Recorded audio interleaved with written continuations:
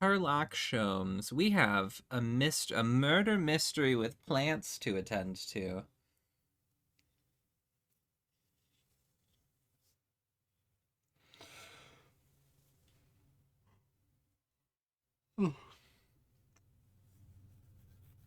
A plant murder mystery.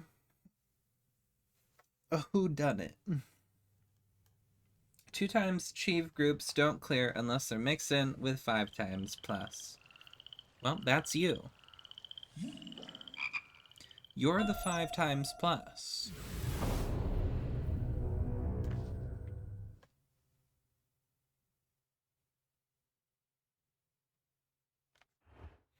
And I feel like I am also a 5 times plus, even though I don't have a 5 times plus. So, me too.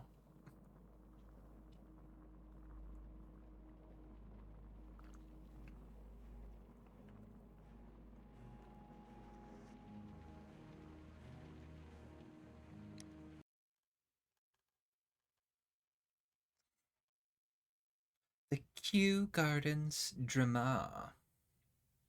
What were we doing? We had to get Toby. So I came back home for the save. But I don't remember if I was coming home for another reason. The guy who died is the sugar daddy to a little lady that works there and his son is in love with.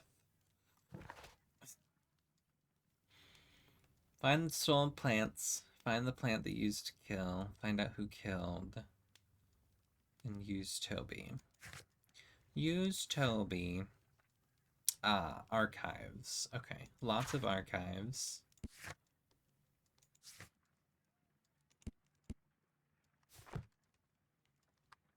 Lots of archives. So we'll do... Oh my.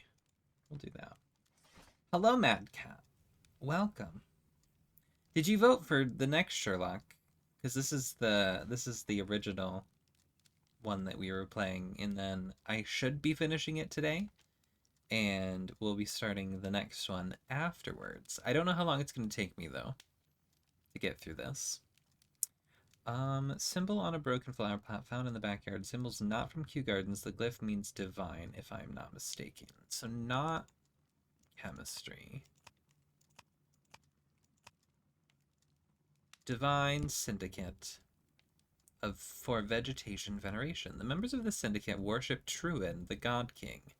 They strive to obtain spiritual peace and release themselves from the material world. So generous donations are appreciated. The Divine Syndicate is not a supplier to Kew Gardens. Besides, there is no address here. Okay. So where did they get it? We have another symbol.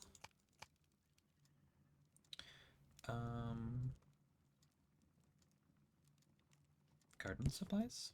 Hell yeah. Seymour's Garden. A premium supplier for all your landscape gardening and timber requirements. Full range supply and delivery of sands, soils, mulches, pots, and anything else you may need. Here it is. Now they definitely supplied something. And then this is newspapers. 89. Scandal. The Divine Syndicate Club, followers of the God King Truin, situated at 48 Grosvenor Street, Carlton Road. Protectors of plants, and more particularly trees, are currently the subject of an administrative investigation. The leaders of this organization are suspected of financial malfeasance. It may be that this investigation will lead to charges of justiciary. Meanwhile, many voices have risen high against this inspection, denouncing the state. In fact, this private organization, which is given as its goal the defense and protection of nature, and which incorporates many persons of influence, including political representatives of the opposition party. Here it is. None of that stayed in my brain, so... And here is the Divine Syndicate's address. Now we have the address. It is time to find out what they have against Montague Down. Which means that I will have to go there at some point. But we're not at that point yet. What else do we have? Just a bunch of dialogues. And we need to grab Toby.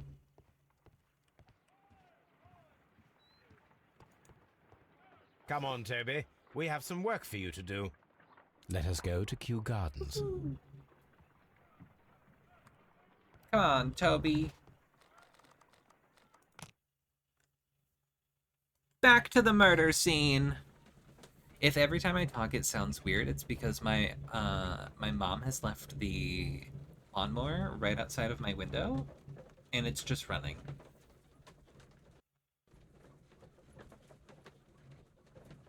It's really annoying and loud. How far are you into this when you started with the guy in the shed? So the guy in the shed was the first case that we did, and we're on case 5. Which is 2 streams, I think it was. So like 10 hours-ish into the game. We're getting close to done. There's 6 cases total. And we're probably like halfway through this case, if I had to guess. Let us take Toby to the laboratory. He will pick up the scent of this mysterious substance. The laboratory. I get to play as the dog. Search, Toby. Search. Look it. I'm the dog. Woof. I have to follow the scent.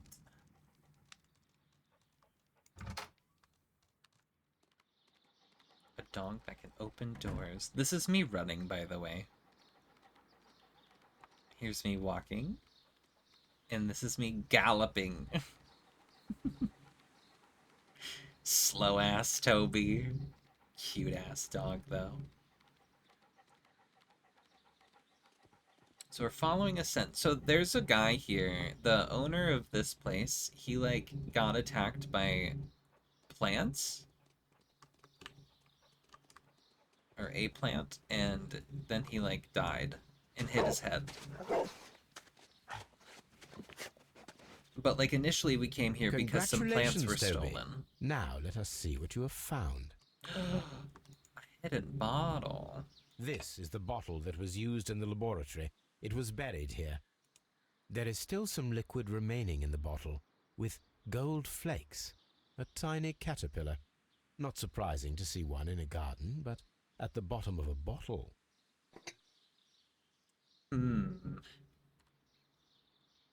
Caterpillar. Alright, Toby is good to go. Oh, we have to do an analysis now. Brave. Good job, Toby. Alright, let's go see if we can do some talking with some people. So this is the son of the owner who's died. I perceive that you are passionate about the Royal Navy. Passionate? No, not really. I like ships, that is all. Are you quite sure? You do not seem to be so interested in plants. It's difficult, that's all.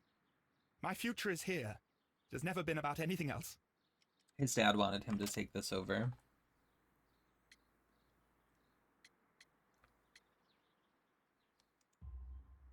And yet I know that the Royal Naval College rejected your application. Ah, you truly are as clever as they say. Yes, that's correct. Well, And no, in fact, we my just father snooped was in strongly against the your idea. locker. He did his best to ruin my plans. Where you Although I kept almost the did rejection succeed. letter. But my dreams were shattered, Mr. Holmes. I don't think that was very clever. Tell me, have you ever heard of the Divine Syndicate? No, I cannot say that I have. Okay. Thank you, young man. We shall see you again soon. No knowledge of the Divine Syndicate. Interesting. Alright, Hamish. I think Hamish probably killed the guy. Hamish wants to be like the director or whatever. He wants to own it, but the owner who's died, he didn't like Hamish or something. What is your opinion of Albert as a student of botany? He's useless. I often tell And him he so, doesn't like the sun. and I can only give him cleaning tasks. Botany is not his life's work, and his father well knew it. He was furious about it. He was. Oh yes, he forced his son to work here, and he never missed an opportunity to criticize him publicly. Are you able to elaborate on that? Well, for example, with our last exhibition here, Mr. Dunn had Albert make a presentation speech. But then, while the lad was speaking, Mr. Dunn interrupted him. asking him difficult questions, making him look like a failure. It was with the Damn. intention of making a fool of him, Mr. Holmes. That must have been terribly humiliating. Yes, he was crushed, and he had to leave. Everybody was making fun of poor Albert. That is, except for Miss Margaret White, who is such a nice lady and who always takes pity on Albert. Her and the dead guy were in cahoots. You mentioned a Miss White. Would you tell us more about her? She is a student who works here part-time. She is quite charming indeed. She possesses a great And by in talent for cahoots, I botany. mean he was paying You should take a for look at some her of her experiments tuition. that she carried out in the laboratory. Ah, if only she were not so naive. Why naive? The way she used to flutter around Mr. Montague Dunn. And why, he couldn't help but be flattered by all her attention. How could an intelligent woman such as Miss White not see through his game? I can only scratch my head and wonder. He loves Margaret White too. Mr. Hamish, was someone from your family connected with Kew Gardens? Family? No. I'm the only one with a passion for botany. Why was your father here then? I do not think so. This photograph of you and your father at Kew Gardens suggests the opposite. But you have no right to. Do tell us more about your father. He was, indeed, the greatest botanist of his time in the British Empire. He worked together with Montague Dunn until the end of his life. Oh. He brought me in at the age of 12. Did he get on well with Mr. Dunn? Why would he lie to me? No, I couldn't say that. They expanded Kew Gardens together, that was all. And it was all my father's work, for Dunn always lived the high life.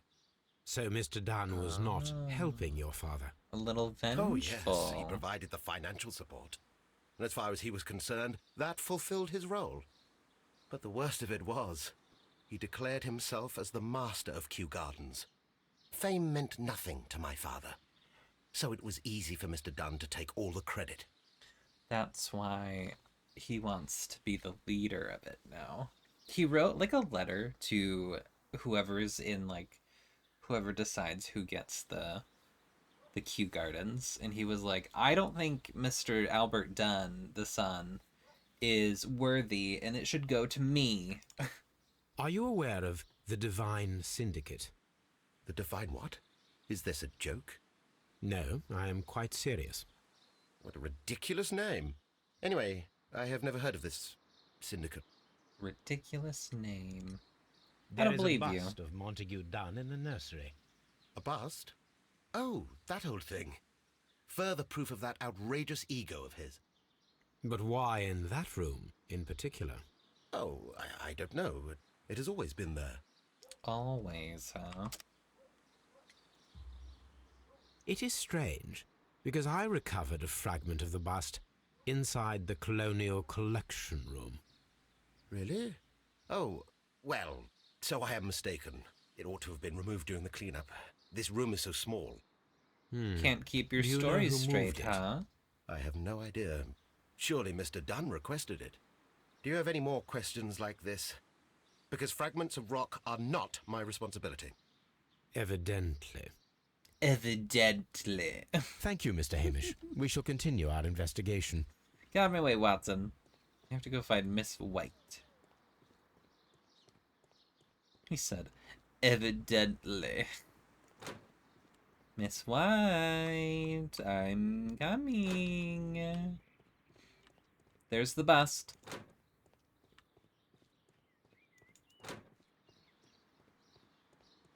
Hello, Miss White.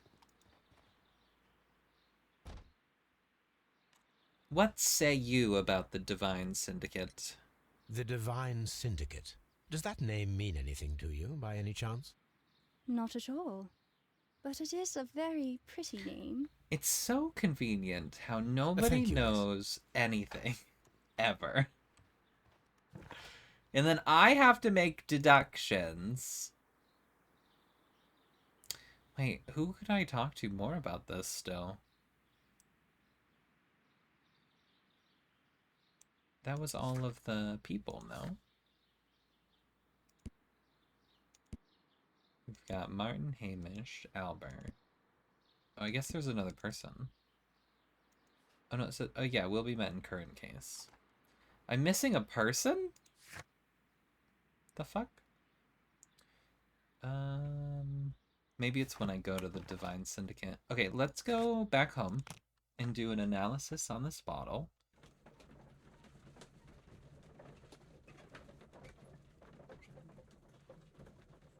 We get to take Toby back home. Little Toby. I do have a deduction I can make. I saw that pop up. Let's do that before we analyze. Oh, I have a lot of things that I haven't been connecting.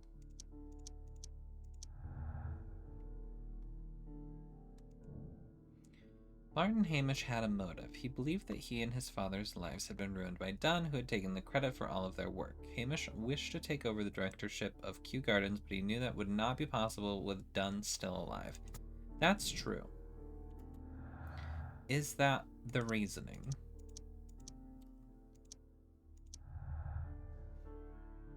We will find out eventually. Miss White and Mr. Dunn had a recent disagreement. Montague Dunn was planning to release Miss White from her position at Kew Gardens. That is also true. I read that.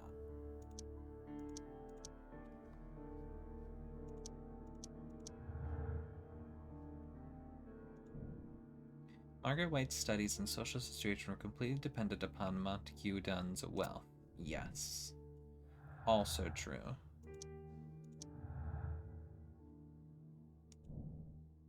Albert had a motive to kill his father, Montague Dunn. Dunn had thwarted Albert's dream of joining the Royal Navy. By killing his father, Albert could have his revenge and eventually succeed in his father's place as the director of Kew Gardens.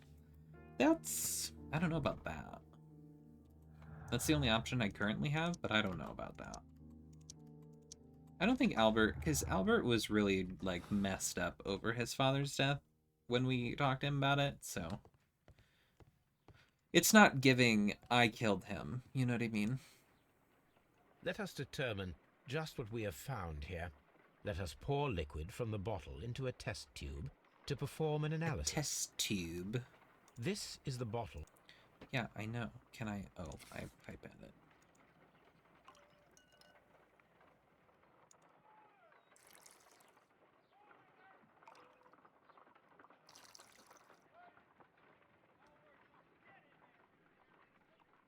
Okay, now what?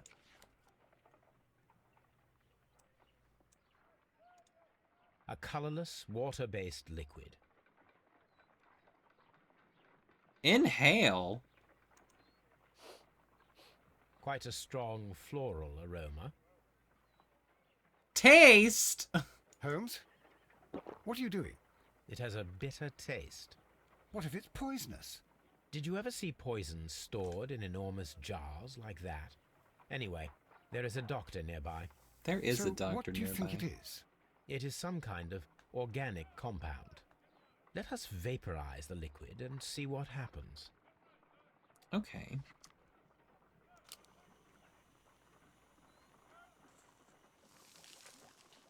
Oh. Small colorless crystals.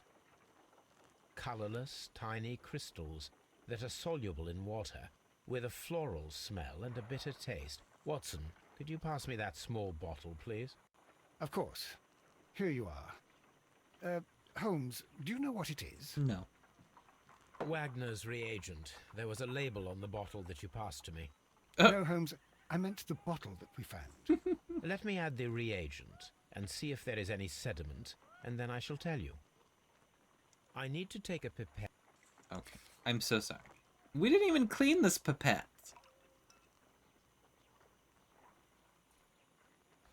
Where is it going? I pipetted it. Oh.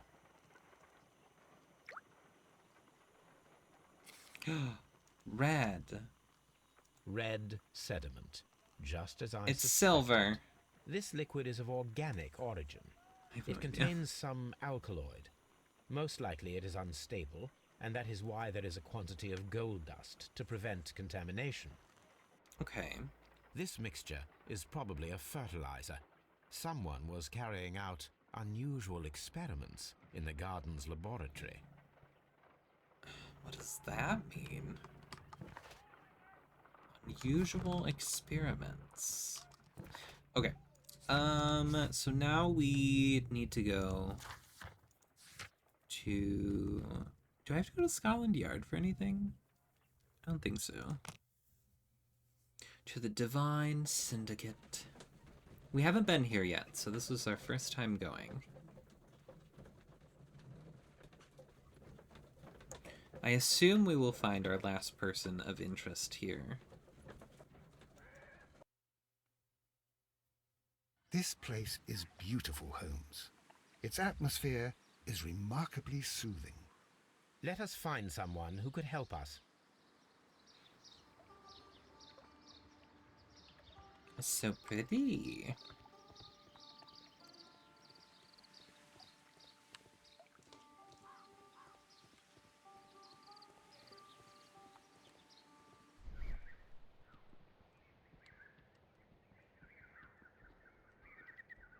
Fragments of a flower pot.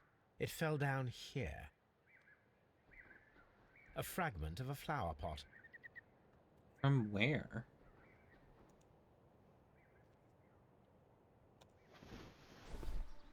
Dun dun dun!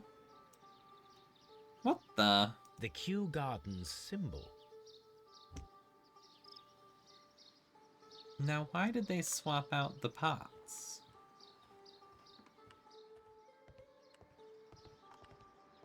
Locked. Locked. Alright, I'll go talk to that guy. Hello, sir.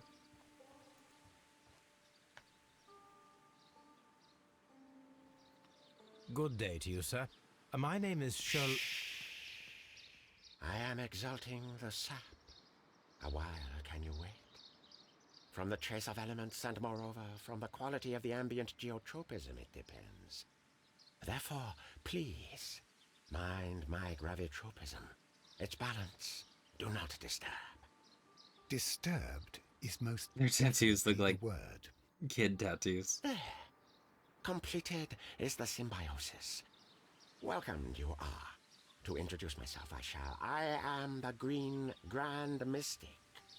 The Green Grand Mystic himself. This is me. Who am I speaking to? We are two gentlemen who are extremely interested in the vegetation philosophy that is advocated by this establishment. Listening to you, I am. Is he speaking like Yoda? This is the last guy. Tattoos.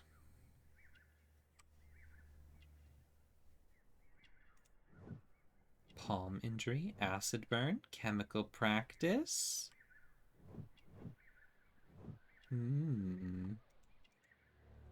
Fingertip calluses.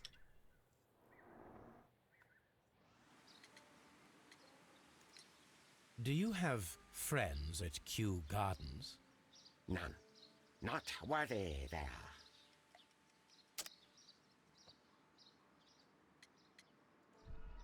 Oh. Whoops.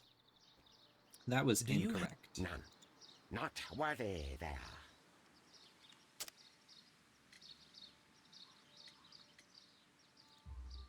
There we go. Nevertheless, we have seen Kew Gardens flower pots in your yard. How could they happen to be there? What? Our sacred place you permitted yourself to search. Sacrilege. No, really now. There was a theft of plants at Kew Gardens a matter of days ago, and we believe the pots we found here may be connected with it.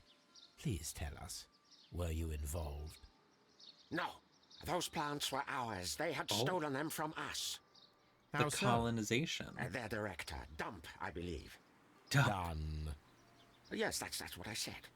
He borrowed from us 3 of our sisters for the exhibition at his green fly-infested gardens. But he never gave them back to us. Excuses and imbecility. So we went in and saved them. I see. So, if you stole those rare plants from them, then it means... Ah, I get it. Bravo, Holmes. I think the case is solved. No, we did not steal. We saved. Well, as a matter of fact, we were unable to find our 3 plants. I beg your pardon. And yet you took all of the exotic plants from the stand. They had disappeared. It was the least we could do. They stole our sisters, and so we stole theirs. Oh, the turf wars. We should like to take a look around, to immerse ourselves in the wisdom that emanates from here. It is a school of anastomosis, the divine scholastic syndicate for vegetation veneration and meditation. You may say, the divine syndicate, glory to the eukaryotic. Only true devotees, those whose hearts are ready to spermatophize in sharing of knowledge, are Sperm. permitted to physically enter our vegetable kingdom and its wisdom. And to be permitted, you must earn it. Yes. What do I have to do? Green Grand Mystic, we are ready to become devotees and gain access to your temple. What is the name of our Lord, our God King? Treewin. Our God King's name is Treewan, Green Treewan. Grand Mystic. Oh la, good, good. I like you. Here is the That was it? key It to was the just the wisdom question of who place. we Any worship. donation can you make whenever you so wish? Thank you so much.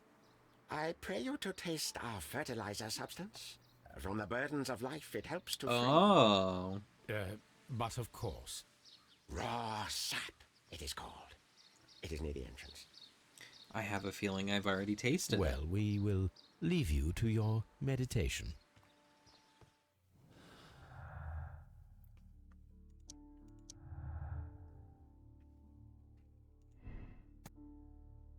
Divine Syndicate stole all plants from the exhibition, including the deadly species. They could have used them in order to murder Montague Dunn.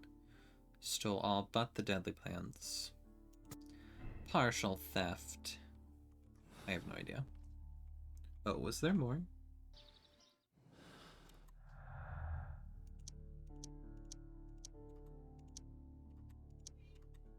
No. Okay.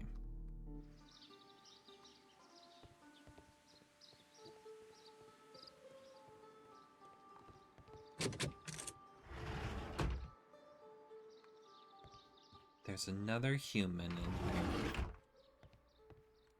Drugs table. That should be the raw sap that the Green Grand Mystic spoke of.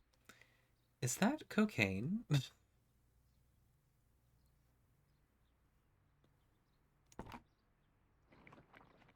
It is rather delicious, and of an excellent quality. My word, Holmes. Their sap is like a form of cocaine.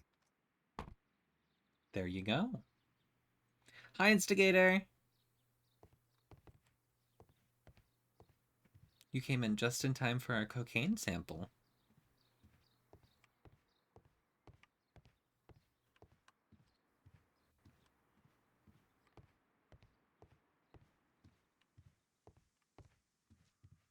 This must be Treewan, the Divine Syndicate's god. Interesting. Hello. Osmosis and photosynthesis. Doesn't actually want to This door speak is to me. locked, but I can try to open it. I love lockpicking. Okay. Let's line up this one. Generally a good choice. Now this can be taken out and put back in.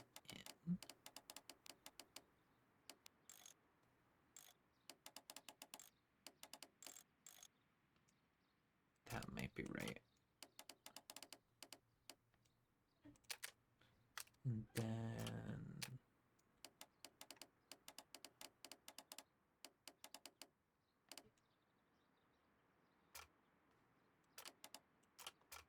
nope, that's not gonna be right.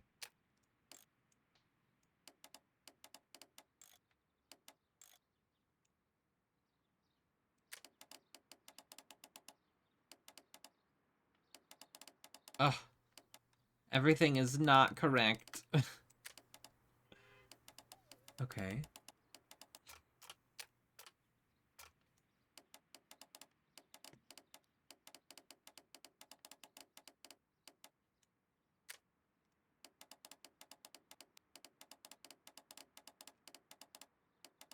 Okay, it looks like this is gonna have to be, like, open. Probably like this. And then this is gonna have to change to this, maybe? Yes, I did it. Let me in the room.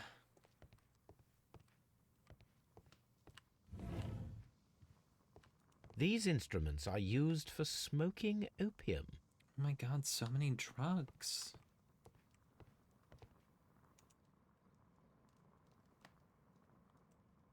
Alkaloid. This substance is an alkaloid, the same as in the bottle we found in the bushes at Kew Gardens. Okay. This cabinet is full of chemicals. They are the same as the ones we found in the laboratory at Kew Gardens. Okay. That would be enough to perform the most difficult of chemical experiments. Should I do it? It won't let me. A vast amount of opium. Not opium balls. Oh my goose. So they're just doing drugs over here.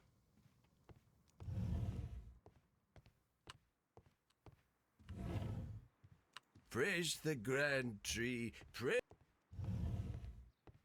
Moving right along.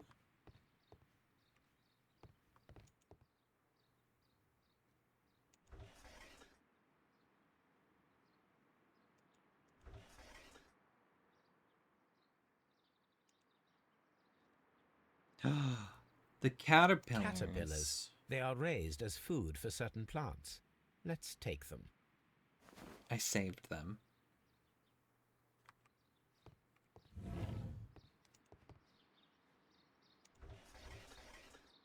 A tropical plant. Nothing of interest. A tropical plant. Nothing of interest. Okay, then why'd you let me look at it? The fuck? These 3 plants are identical to the ones shown at the exhibition. I shall take them. Okay.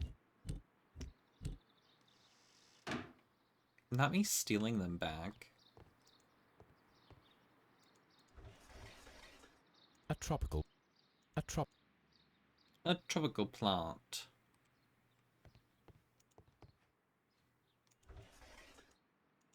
This is gonna be the same thing. I must check everything. Okay. I think we probably are done here then.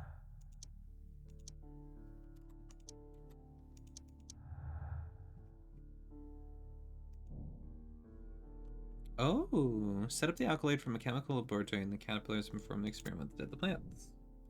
I can do that here, I think. I assume. Probably wouldn't do that at home. We can begin our experiment.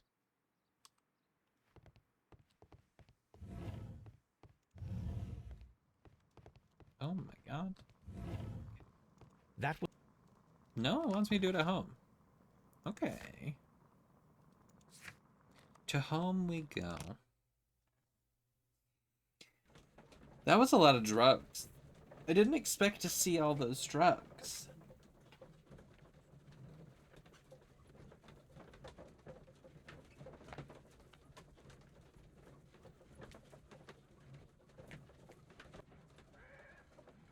Just collecting all this information to find out who murdered this man.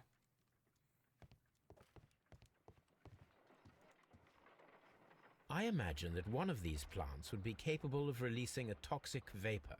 I need to find out exactly how it could be done. I shall begin now. Watson, if you are at all optimistic to have dinner this evening, then I'd recommend that you put on the gas mask. Okay. So we have a pin, alkaloid, caterpillars, and then 3 plants. So let's start with this plant. Wait.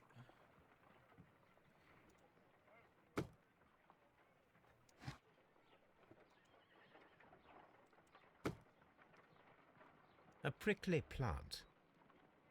This is a strange and unusual plant. Why would I have to A carnivorous reorganize the plants? Stab with pin. Oh. It appears to have fallen inactive after being disturbed. Okay. I mean, I'm assuming... My word! It shot Oh. a spike at me after I stabbed it with a pin. I imagined that its reaction would be ferocious if I increased the strength of my attack. No reaction. Okay. So then I assume if I give you the caterpillar... I find the behavior of predators utterly fascinating. Just This plant seems to have had no reaction it. from the caterpillars. Oh! What the... I think I found out why I can swap them. Oops.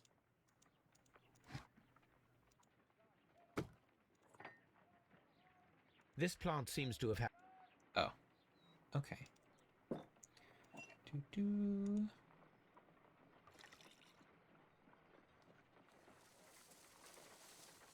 It appears to open after being soaked with alkaloid. This plant seems... What does that mean?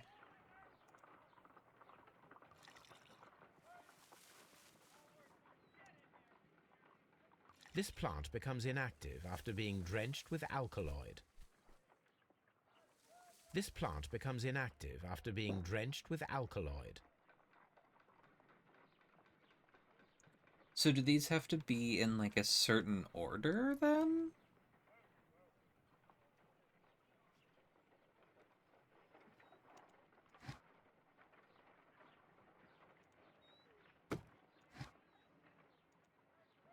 Because if we put a caterpillar here, that one eats it. It closed again. I believe I saw a small cloud of gas. I wonder what secrets this plant is hiding. Perhaps if we agitate it to a greater extent whilst it is opened, it will reveal a little wants more. me to stab it? Okay, so open it back up, and then give it a prick. It appears to... It closed again. I believe I saw a small I have to agitate cloud it of more? gas. I wonder what secrets this plant is... Wait, I have an idea.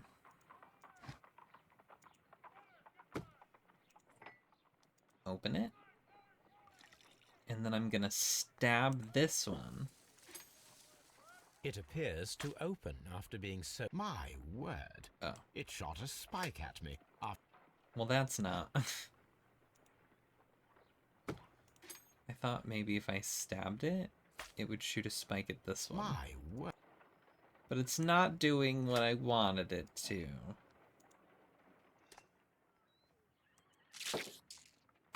Oh, there we go. Toxic gas with I did it. spores. Extraordinary. I had to get the one plant to attack the middle plant. The plants would be capable of killing only if they were directly next to the victim and stimulated at precisely the right moment. Let us take our caterpillars to the Colonial Collection Room. We may see things more clearly there. It is too early, Watson. Our suspects will be there. Let us investigate Kew Gardens one more time and ask some questions. Okay. Ask some questions.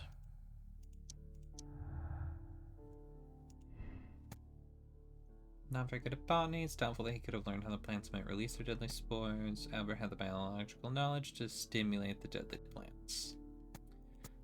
He hates botany, so I don't know about that. But we still have lots more information to do. We have 3 clues that don't go together, which means we have to find 3 more clues. Okay, before performing the experiment, talk to all the suspects about the day of the murder. Find out how to stimulate the deadly plants in the colonial collection and find out who can. So I think we're on the right track here.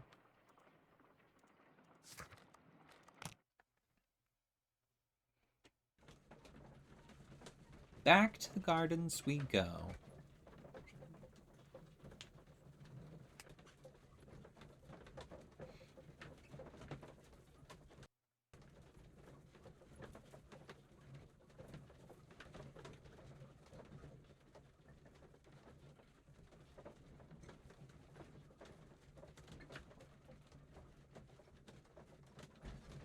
These loading screens are taking a while today. I wonder why.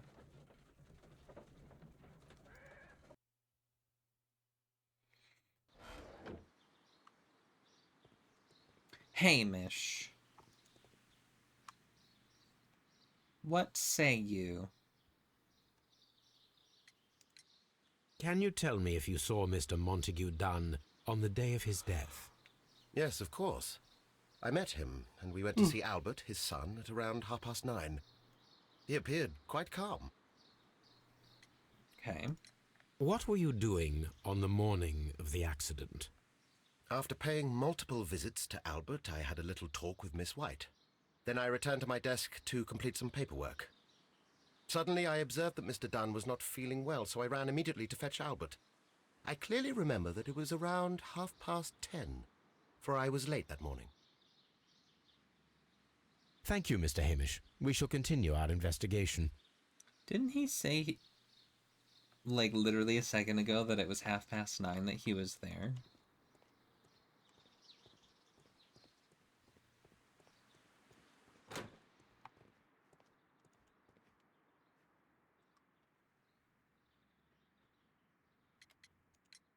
Your father's death does Let's seem see if he highly corroborates suspicious. that story. What were your movements here on that day? Suspicious. Well, I was working in the seed house, taking care of a lysa something, or Lear Pontus. Yeah, see, he's really No, bad at wait. botany. Ah, these Latin names. And I spent so many hours trying to memorize them. Did you see your father that day? Yes, he came here with Mr. Hamish for his weekly visit. There was nothing unusual about that. And then? Nothing. They stepped out to the backyard. It was perhaps 20 minutes before 10 o'clock. Then about 10 minutes later, I saw my father heading for the dry tropics room while Mr. Hamish returned here. That's not the same story. And Mr. Hamish and Miss White, what were they both doing that morning?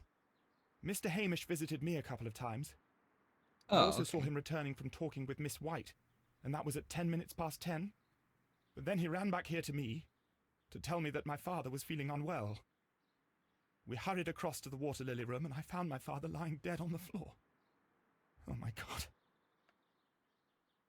Thank you, young man. We shall see you again soon. Okay, so the story did end up matching. Or somewhat matching, lining up. But that makes me think that Hamish did it.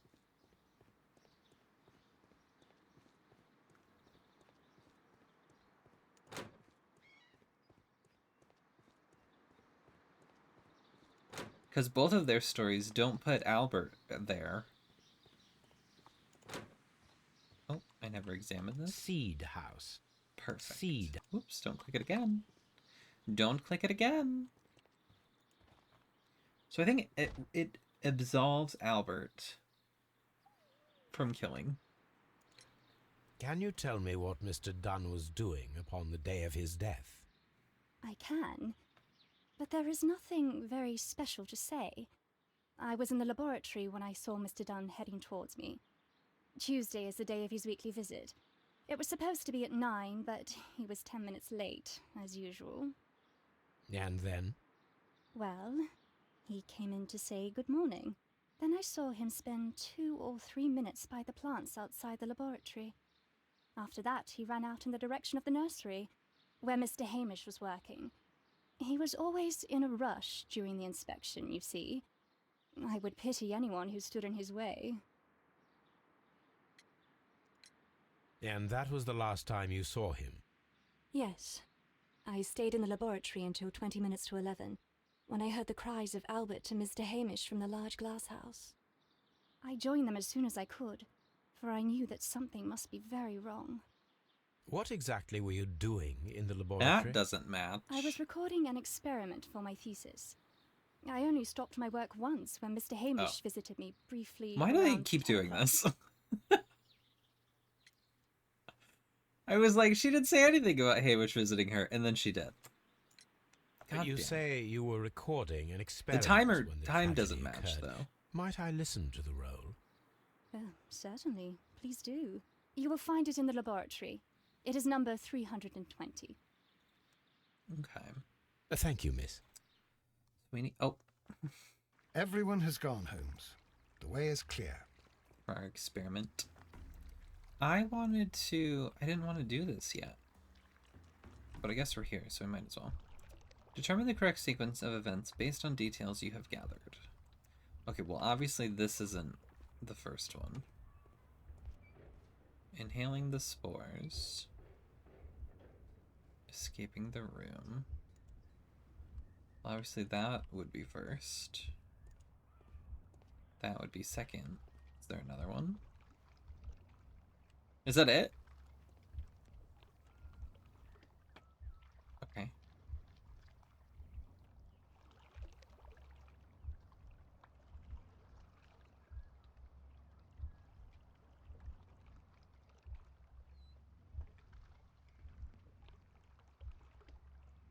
And then he smashes his head on the ground. But I guess we don't have to When think that far Montague ahead. Dunn was standing close by the plants, the caterpillars were released and caused the deadly spores to activate. Panicking, and likely already half asphyxiated, Montague Dunn started back and knocked over the bust. He rushed to the door, but it was locked. He had to force it open with his shoulder. We already know the outcome. Montague Dunn collapsed and died not far from the pool. Well, it is time to perform our experiment on the ventilation system. Hell yeah. The ventilation system. The caterpillars could only fall from the ventilation duct. Our caterpillars are in place.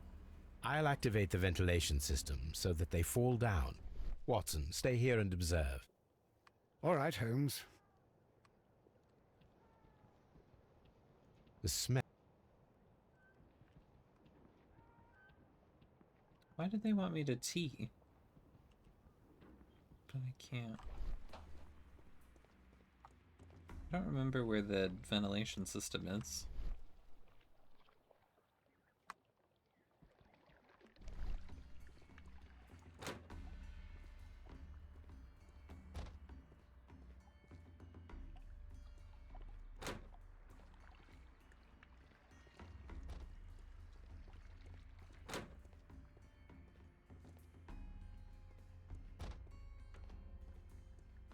I don't know where I'm going.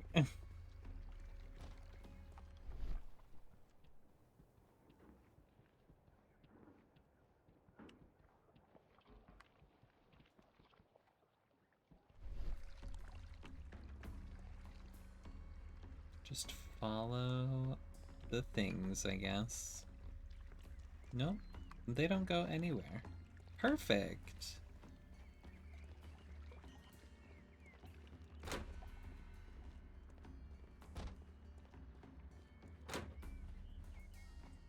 Well, it's not going this way. Right? So it has to be this way?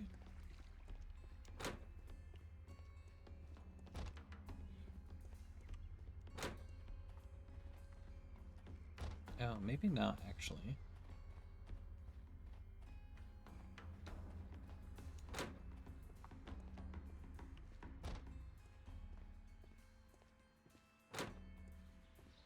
Where the frick?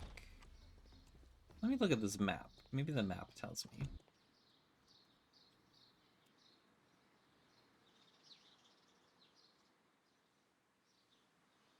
Ventilation system. It's all the way over there. Okay, so it was through the dry tropics.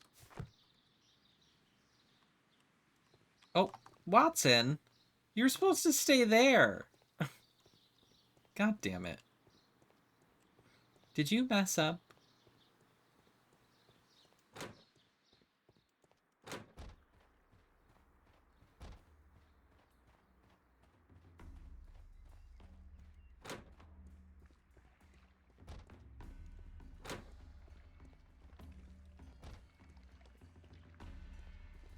See, Watson's not here anymore.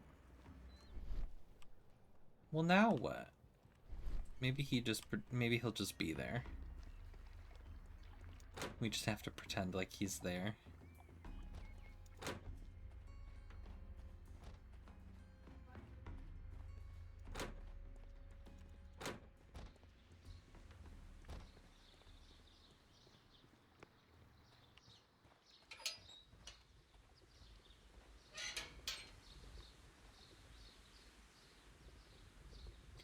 Okay. I have no idea how to start this. I'm not... Okay. The power is on. Power's on. The Starter. engine Okay. The Starter. engine has started. Perfect. The ventilation system is working. I'm a mechanic. Alright, it wants me to T still.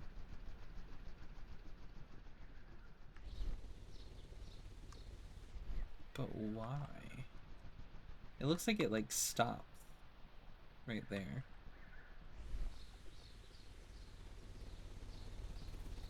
Could that be a thing? Am I supposed to follow it?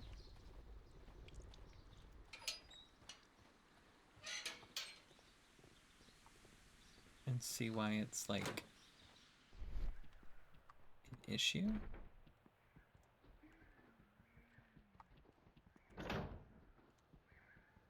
Okay.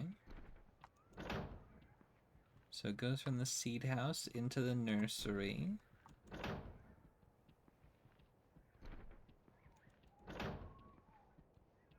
Into whatever this place is.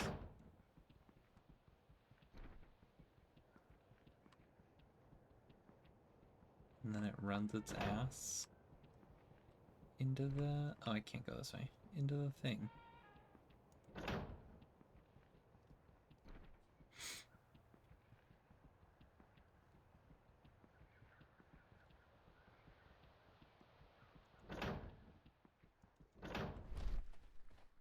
Watson, you better be right there.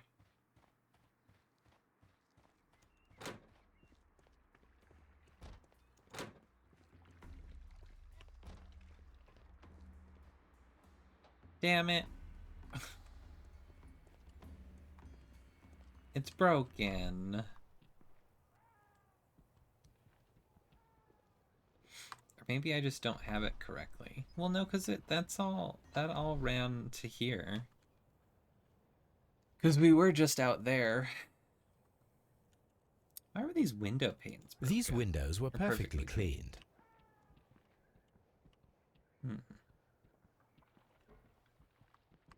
So wait, because Watson wasn't standing there, does that mean it didn't work? Did Watson ruin it? What are we doing here?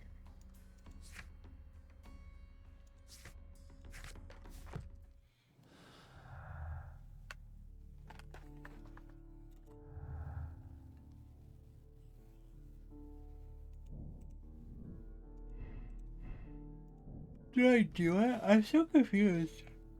Where is Watson?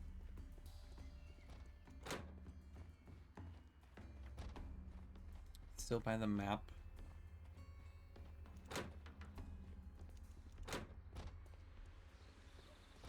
Watson. Now we need to see if we can activate the fans from Mr. Hamish's and Albert's space. Activate the fans. Office.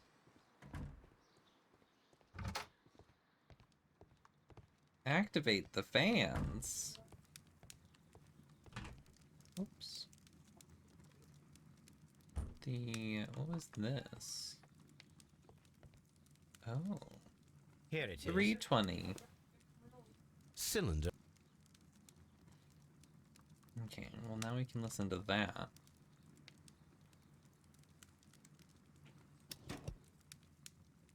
These plants, classified as shrubs or grasses, have adapted to their arid environment due to a system of underground roots. This recording seems very long. It is unnecessary to listen to all of it. Miss White was in the laboratory, as she told us. Okay. So does that absolve Miss White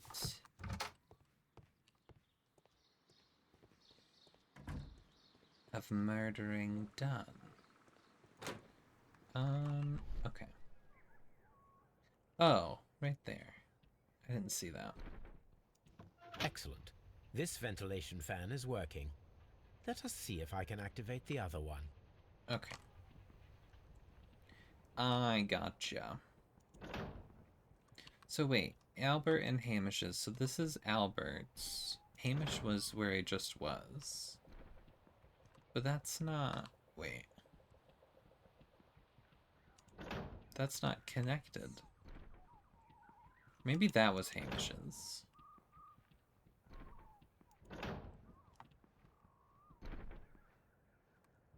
It's not here. This leads to the seed house. Ah. Perfect. Now I just need to find Watson to check the result. Got it. It works perfectly, Holmes. Bravo. Now, if you could just help me to get rid of these caterpillars. Perfect. Now we know how the murder of Montague Dunn was carried out. Oh, that by means there was two activating people. both Albert's and Mr. Hamish's fans. But only from Mr. Hamish's workplace would it be possible to see when Montague Dunn entered the Colonial Collection Room.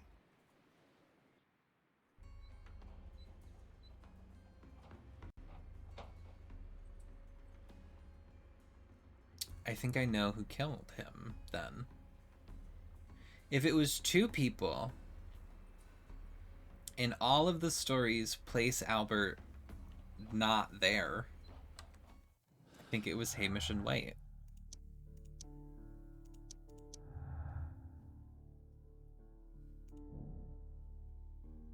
Had the opportunity to stimulate the deadly plants in the Colonial Collection Room. As a biologist, he would have understood that technicality of how to do this.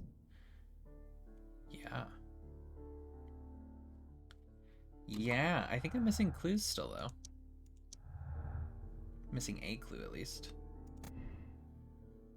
The Divine Syndicate left the plants at Kew Gardens in order to murder at a later date. Someone stole the deadly plants before the Divine Syndicate were able to. I think this one. I don't think it was the... Oh, I don't think it was the Divine Syndicate.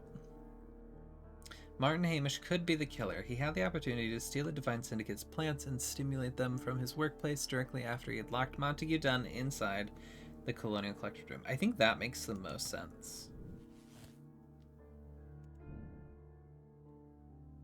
Affect the arrest of Martin Hamish? What? That's new.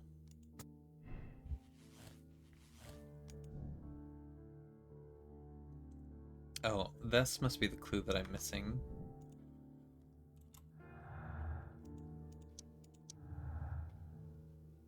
No, it's not. Wait, these are all my clues. Wait. Knowledge Miss White acquired at the university might not be enough to guarantee the correct reaction of the other plants. Miss White had the biological knowledge to stimulate the deadly plants. Because if she was in the lab, that's where one of the fans is.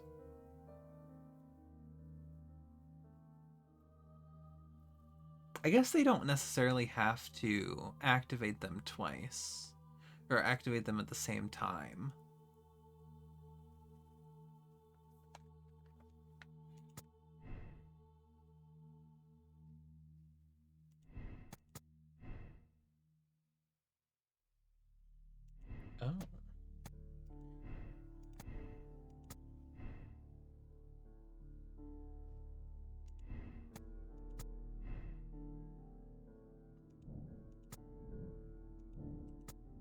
I don't know how to turn this off.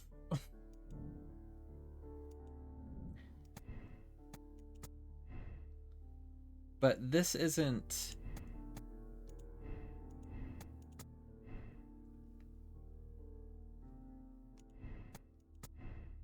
Okay, so it can't be white if it's him.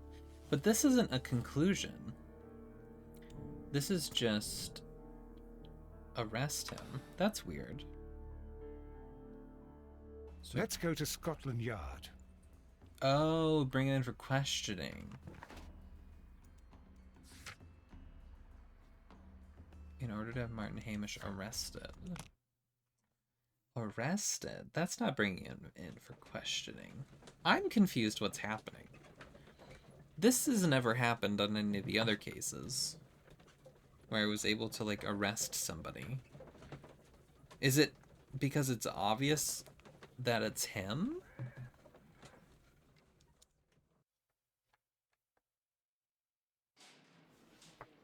And then I'm gonna figure out more? I must...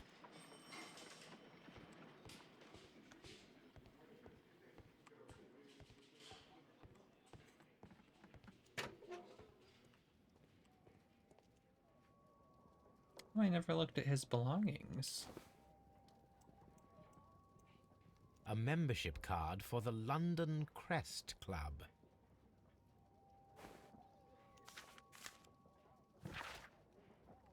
To Mr. F. Wayne, director of Wayne & Sons Printing Company. My friend, your posters for the Great Exhibition at Kew Gardens are very beautiful, but it is surely unnecessary to mention all of the staff.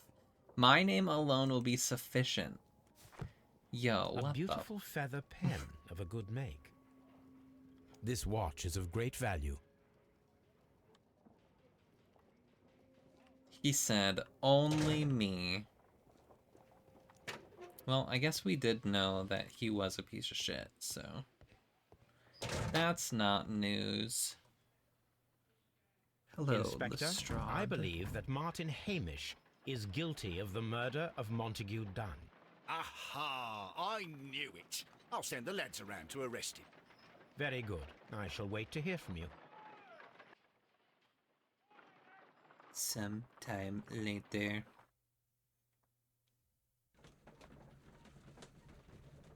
Well, now what? That wasn't a conclusion, which is weird. We're just arresting somebody mid-experience. Mid-case.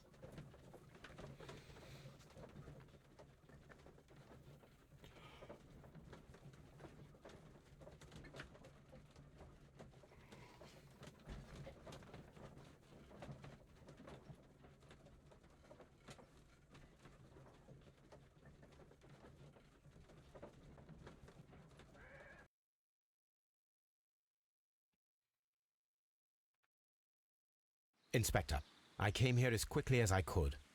Martin Hamish is in the large glass house. He's dead. There's no need to hurry. He died. He's died.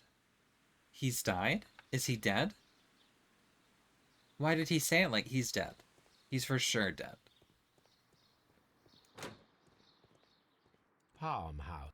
He said no need to hurry, which means he's died. Oh! Holmes, my God! Yes, we found him like that. Our messing around with the ventilation system didn't go unnoticed. Oh. Mr. Hamish realized that we knew. Inspector, could you arrange the body, please? I should like to examine it.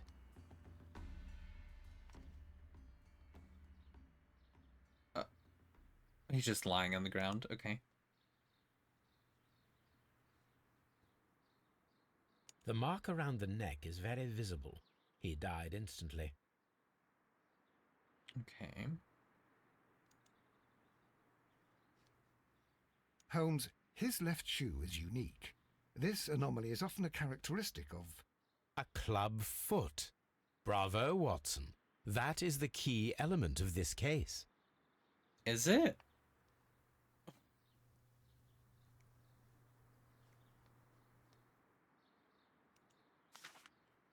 He wrote a letter. Life has become a living hell. I find it unbearable. Dunn deserved to die, but I could not forgive myself for having his blood upon my hands. We Hamishes seem to have always fallen victim to our circumstance, and I find out myself to be no exception. I must atone, and I shall do so here and now. Well, I mean, that confirms that he killed him, but what does the clubfoot have to do with anything? Reveals that Martin Hamish suffered from a clubfoot and tibial torsion. What does that have to do with anything? Oh. He was unable to run due to the tibial torsion on his club foot, therefore we should find out if he had sufficient time to lock the door and activate the ventilation system. Did he have an accomplice? See, I thought it was Miss White. Discuss with Lestrade the possible impact of new clues. I was thinking that White was involved.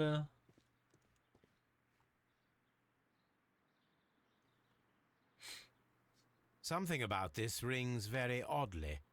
Why do you say that, Mr. Holmes? Why? Because of Mr. Hamish's club foot. Oh, I deserve to be kicked from here to Charing Cross. I should have noticed it.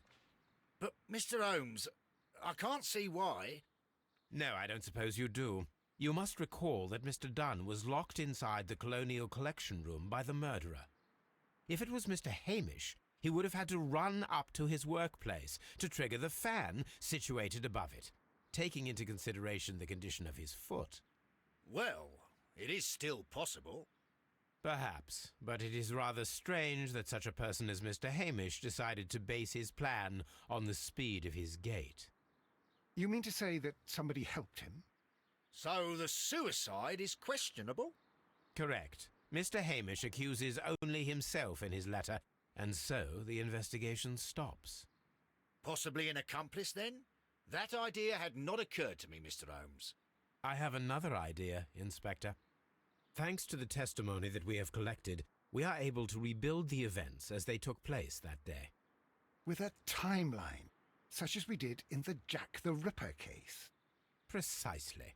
Precisely. The map at the entrance of Kew Gardens should help us with our timeline. Okay. Let us analyze the facts and Oh, statements shit! so that we may recreate the events of that morning. Oh, this is fun. Martin Hamish and Montague Dunn went to meet Albert in the Seed House at around 9:30. Is that done? Oh. Why did it put it there? Oh, because it's green. Oh, I get it now. Okay. It was at around 20 minutes to 10 when Hamish and Montague Dunn went out to the backyard.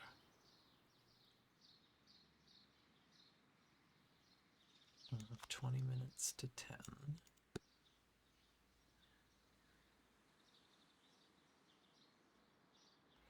After 10 minutes, Dunn recommenced his inspection and entered the Dry Tropics room. Hamish returned to the Seed House. Martin and Hamish had a conversation with Miss White at 10 o'clock. Oops. Miss White was in the laboratory until 10:40 when she saw Hamish and Albert in the water lily greenhouse and joined them there. Oh. That one. Hamish ran to Albert as soon as he observed that Montague Dunn was unwell, which is around 10:30.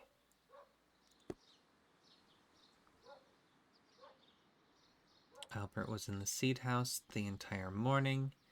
He observed Hamish returning from visiting Miss White at 10 minutes past 10.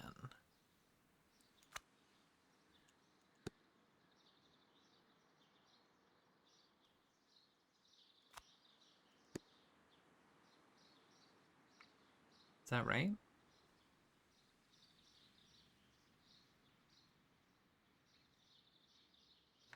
Play events.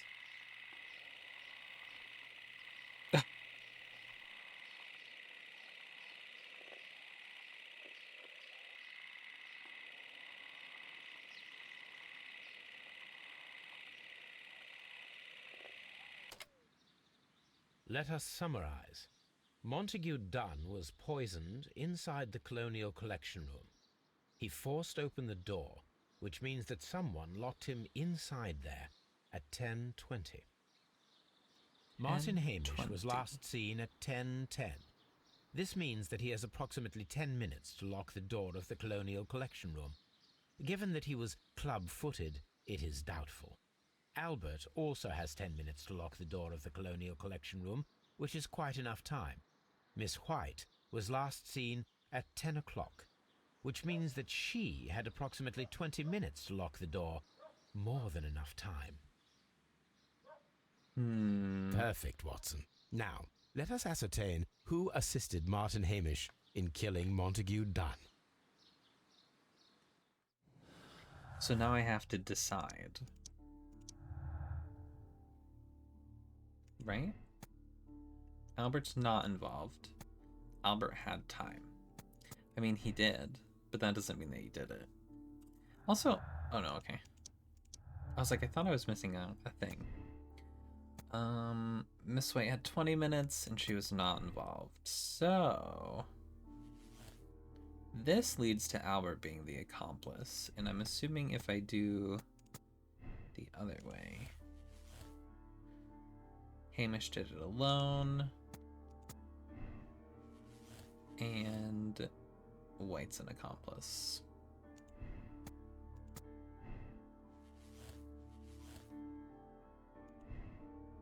Okay, so that means... So Hamish definitely did it.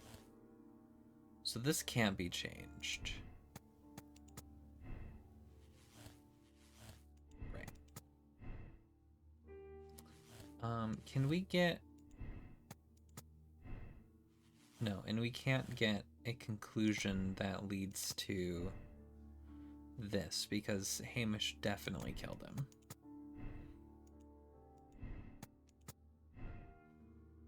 So that must be all of the things. Okay. So we have Hamish doing it alone, which I doubt, because why would they bring his club foot into it?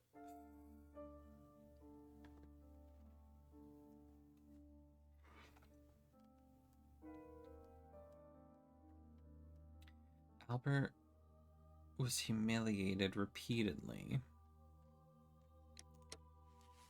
by his father. Let's see what it says. It denied his dreams. Albert resolved to aid and abet the murderer. Albert Dunn killed his father in collaboration with Hamish, citing years of humiliation and frustration at his father dictating his life. We conclude that Albert is a cold-blooded murderer who deserves life in prison. Killing Dunn in collaboration with Hamish was the only way to end years of torment and humiliation. We can allow the police to believe it was Hamish alone, so Albert can go free, but he must live with his conscience.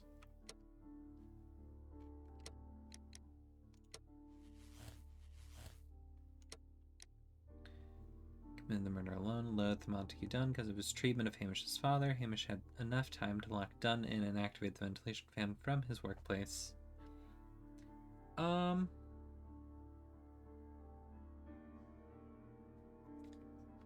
I don't see that being the option.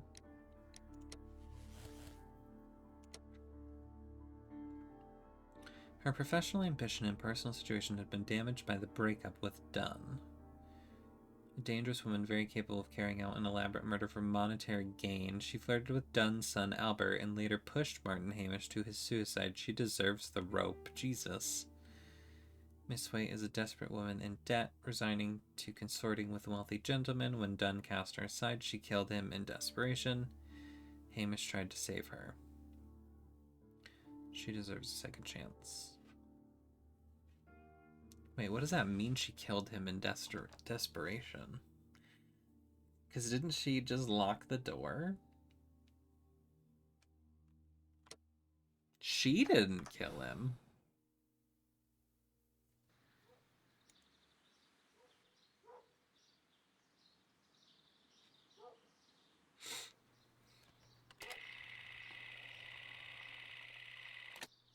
So this is... That's him. So she's in the lab. Albert's in the seed house.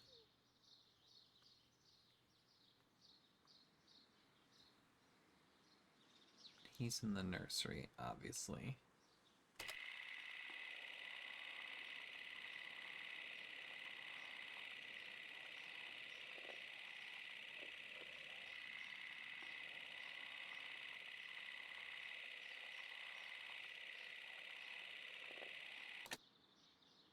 Let us summarize. Montague Dunn was poisoned inside the Colonial Collection Room. He forced I don't open think the it was door, Albert. which means that someone locked him inside there at 10:20. Martin Hamish was last seen at 10:10. Because they both... Yes. They both... This means that he has approximately 10 minutes Hello, to I lock the skipped door it? of the Colonial Collection. Miss... Oh, I can click. I was Perfect, like, what? Watson. Now, let us ascertain who assisted Martin Hamish in killing Montague. Because the story that Hamish said was that he went to tell Albert that his father was unwell. And wait, she didn't... How did she find out? Who's this one? Hello, I would like to see what this means. 10 o'clock. When she saw Hamish and Albert in the Water Lily greenhouse and joined them there. How did she see them in the greenhouse?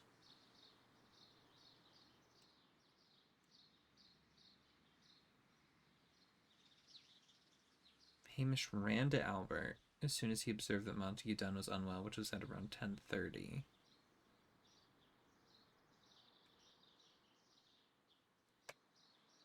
Albert was in the seed house the entire morning.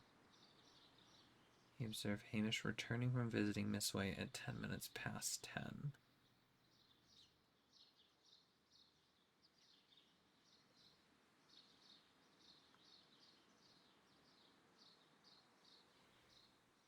So they talked... So Martin Hamish talked to Miss White at 10 o'clock. And then she just decided to be in the lab until 10:40, which we have evidence of, but she didn't necessarily have to record that at that time. But they talked at 10 o'clock. He was killed at 10:30. Talked at 10. Albert says that he went back after that.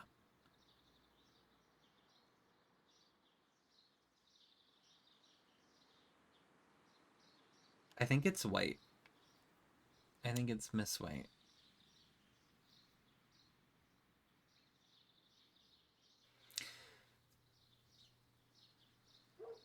Because they talked at 10 and he was like, I'm going to go back to my lab. You go lock him in there.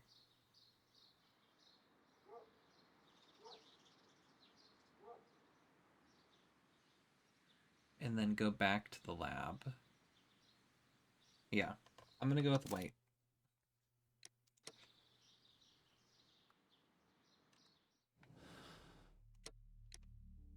Now, do I think she's a dangerous woman? I don't think she pushed Hamish to dying.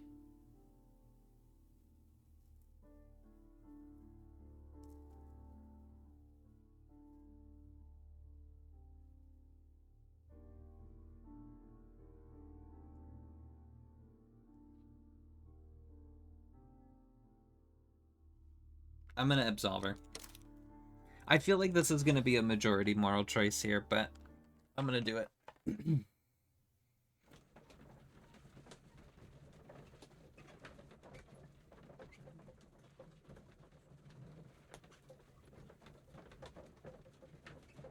I think she was taken advantage of because she needed money.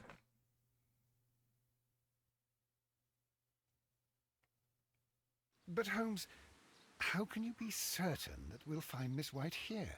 At the It Divine is obvious, Syndicate. Watson. Just use your brain. I am using it. I do use it. Now that the rope has tightened around Martin Hamish, Miss White must act to erase all traces of her implication. After the suicide of her accomplice, there is one final trace remaining: the deadly plants of the Divine Syndicate. She will be there. Very good. Shall we go? Just one moment. Now listen to me, Watson. I shall see her alone. You will conceal yourself behind her, quietly. Whatever are you planning? Nothing spectacular. The impulses of women have always been a mystery to me. But she is a bold one, and so we must be cautious. All right. You can count on me, Holmes. Is she gonna try to kill me?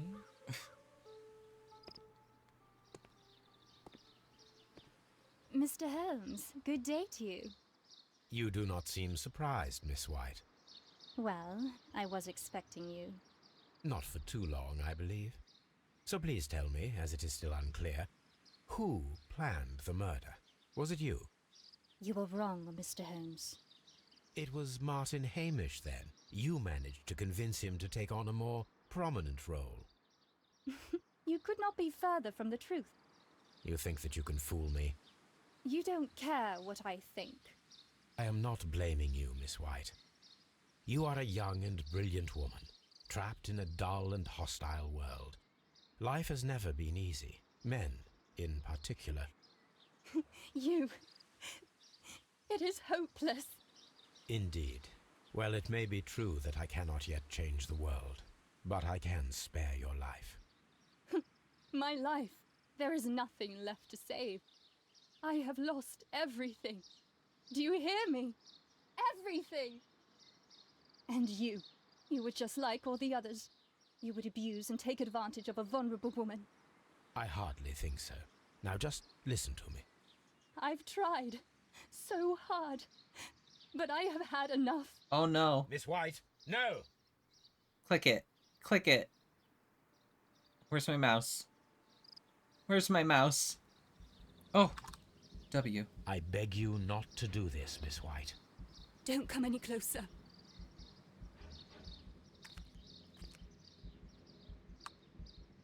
Please remain calm. We can help you. Not one step further. Don't try to stop me. Stop this foolishness. You cannot truly want to die. No, it's too late. Now, Watson.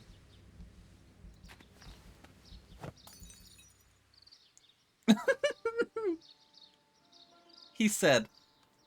Well done, Watson. She was not faking.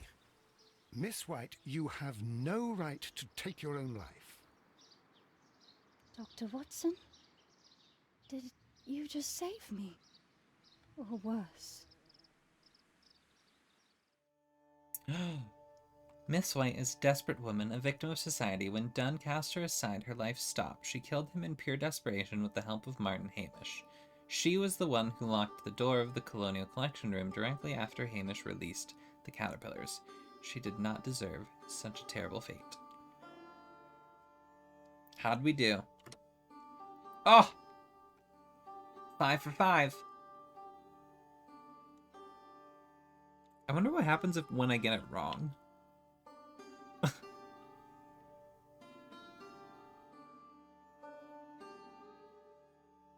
I'll never know. Because I'm so good at it.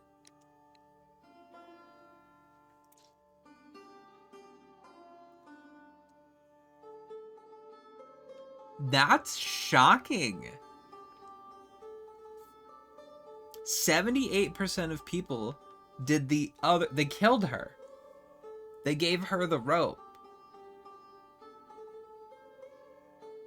Wow.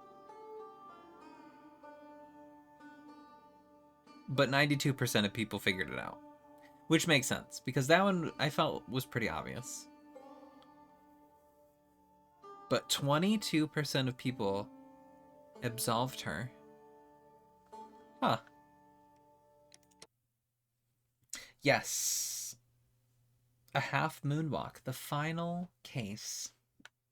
Allegedly. I googled how many cases are in this game, and it's in 6. So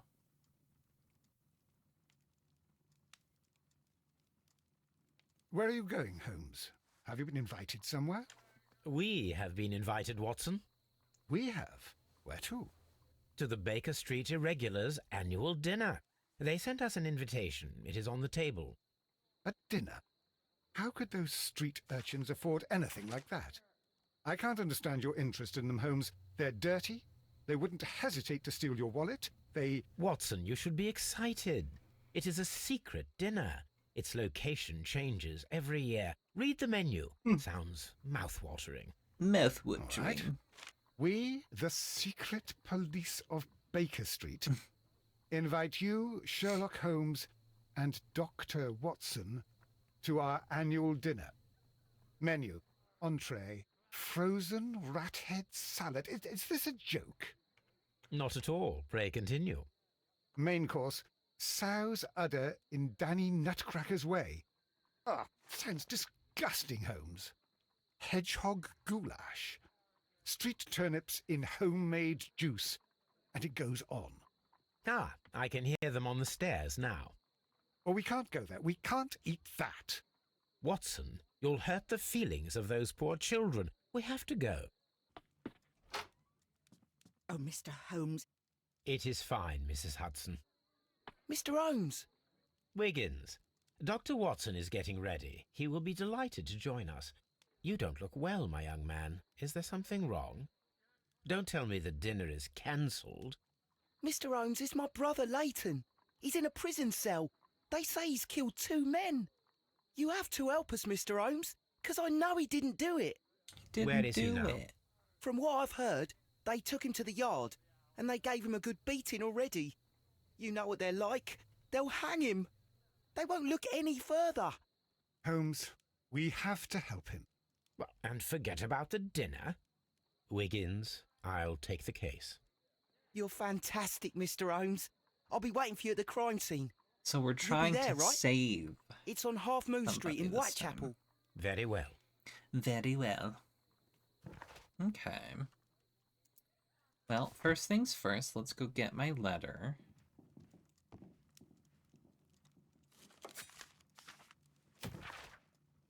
Dear Mr. Holmes, I am writing to express my appreciation for your striking at the truth of this horrible case. At first, I could not even imagine how Miss Margaret White, such an exceptional and beautiful woman, could plan and commit such a dreadful murder with that fellow Hamish.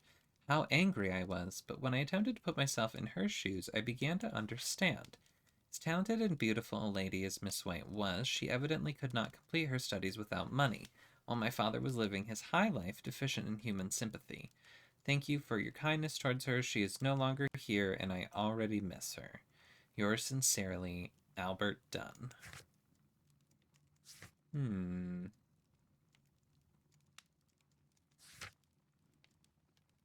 Okay.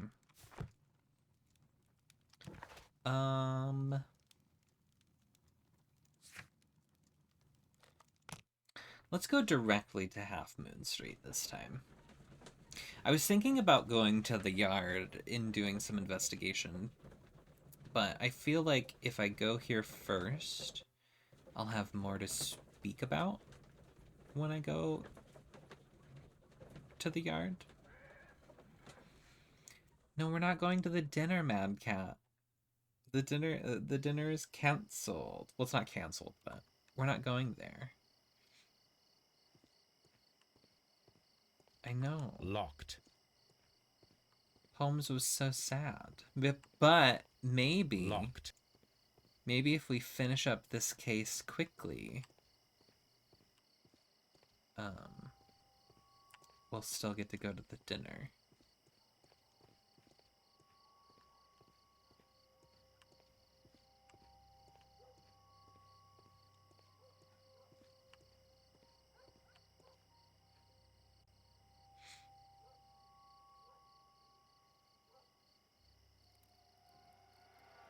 Please, gentlemen, leave the scene now.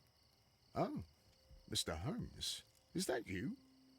Good evening, Constable... Constable Marrow. I was here with Inspector Aberline during the Ripper case, Mr. Holmes, back in '88. But then this is nothing like that case. With this one, we've got the murderer, the weapon, and the statements, which speak for themselves. Of course, Marrow. But you know that appearances can sometimes be deceiving. You spoke of statements. You have witnesses? Well, I was there, so I gave my own statement. And then there were 2 other witnesses who said they saw the killer Chapman. Mr. Turner, a gentleman who lives in that flat over there, and Polly Powell, a flower seller, who was over at the far side of the street. Hi, Mikey. It was me. I confess. You Who were killed the these 2 victims? men? The 2 men here, both shot. The stout fellow was Brian Vercotti, a well-known ruffian. The other, Kenneth Butler, a jeweller by trade. Wow, easy. Pack it up. So, Constable Marrow, I should be delighted to hear your testimony. I was standing at the north side of Half Moon Street. That was the side that you came from.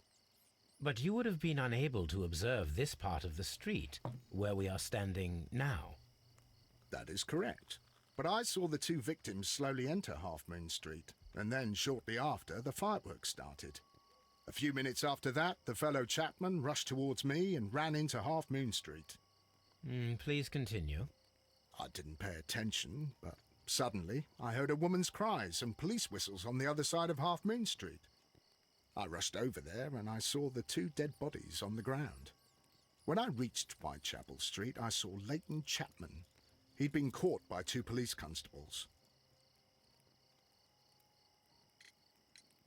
Did you hear the shots? I didn't hear any shots. The fireworks were all over the sky. They were so loud I couldn't hear anything else. Oh, it was actual fireworks.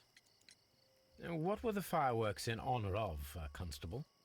Well, today's Queen Victoria's birthday, Mr. Holmes. Yes, I appear to have lost track of the days. It is May now, of course. Oh my god, it is May. Constable Marrow, what else caught your attention while you were running through Half Moon Street? I saw nothing but rats, and I took the time to light every corner with my lamp. Did you happen to look up at Mr. Turner's window when you were on Half Moon Street at that time? Yes, I saw that the window was open, but no one was there. It was dark in the room. He shot them. Constable, your statements have been of great value to I me. figured it out. He did it.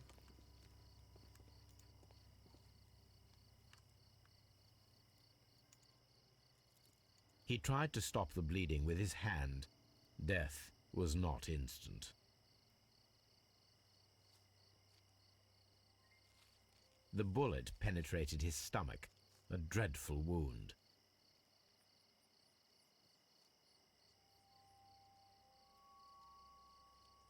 A tattoo from Westgate Prison. Vercotti must have done some time there. His fingernails look like they're painted white.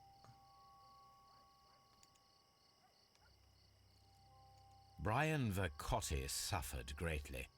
What a terrible way to die. What a terrible way to die. So he's got shot in the stomach, and this dude got shot in the head. The bullet struck his head. This man didn't stand a chance.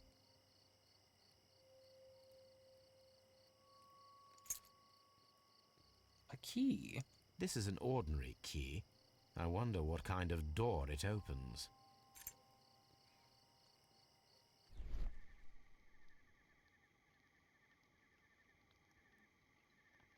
Give it to me.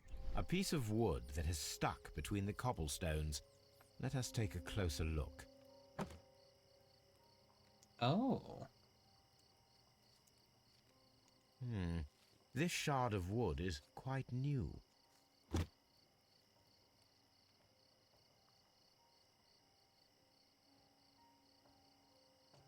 What the? Who is that man? That must be the guy at the window.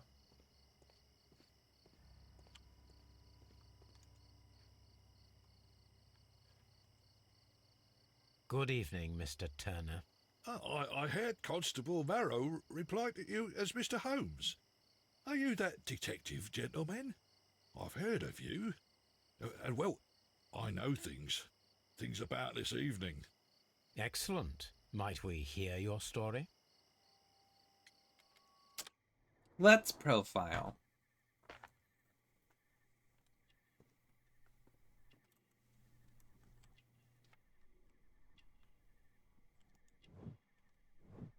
Weak leg, limping. Missing buttons, poor life.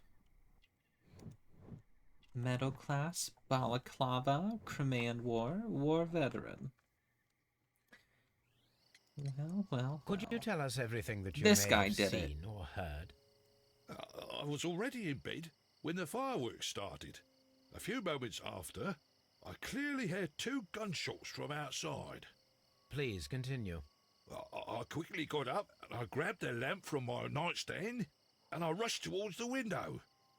I looked down and I saw 2 bodies. And there was a man with a gun who was standing nearby.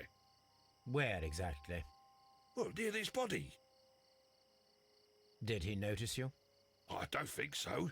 He rushed towards Whitechapel Street without looking around. Mr. Turner, did you see anyone else in the street? No, I saw no one but that man, the murderer, the fellow they caught. I might have my own deduction, and I think it has to do with the fact that he said there was 2 shots. I think it was 1 shot, and it came from above, and it shot the first guy in the head, and then it went down because it was coming from above, and it shot the second guy in the stomach. Were the 2 shots you heard consecutive? Yes, there was a very short pause between them, and they sounded different somehow. It seemed to me that the second shot was louder than the first. That is an interesting comment. Okay, Sherlock. That's right. It's rubbing Mr. off Turner, on me. What were your actions after you stepped up to the window? I was afraid that the man with a gun might return, so I stayed close to the window till I saw the policeman coming in the Half Moon from Whitechapel. Then I walked out to tell them everything I saw. You have helped us a great deal, Mr. Turner. Now, that could be, just completely incorrect, but they are... I mean, he's turned around, but he could have just fallen that way. But they are in the order.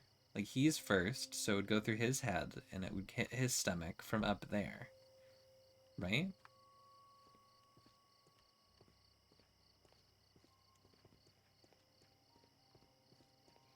I betcha. That's probably just completely wrong, though. That's just initial things happening. Mrs. Powell? What do you want? My name is Sherlock Holmes. I'm assisting the police with their investigation of the crime that took place this evening. Well, I've already gave my testimony, but very well. Very well. Could you tell us everything that you may have seen? She's not a suspect, because I didn't have to profile her. Yes. I was selling my flowers as usual, and then the fireworks began, in honour of Queen Victoria. I enjoyed those. But then, all of a sudden, a young lad ran out of Half Moon Street and stopped just by me. He had a gun in his hand. He was like a ghost, and all covered in blood. It was dark, but I could see him, because of the flashes from the fireworks. And then? I screamed as loud as I could. I knew that a policeman should be on duty in the vicinity. He had no time to escape. 2 constables got him. Then another constable came out from the very same street, and I heard him talking of a horrible murder. Did you see anyone else leaving Half Moon Street, prior to or at the time of the crime? No, sir, I did not. Even with all the fireworks, I was very attentive, as I'm always on the lookout for customers. Oops. Mrs. Powell, did you hear the gunshots? I'm not sure. You know, what with the fireworks? My thanks to you, Mrs. Powell. So if you weren't here at the beginning, one of the kids is currently being held at Scotland Yard for this crime. Because he's the guy with the gun, I guess, that got caught. We haven't gone to talk to him yet. This mirror is turned towards Half Moon Street. But Wiggins, the kid, it's his brother. Locked. And he is certain Locked. that his brother did not do it. And has tasked us Locked. Locked. with proving his innocence.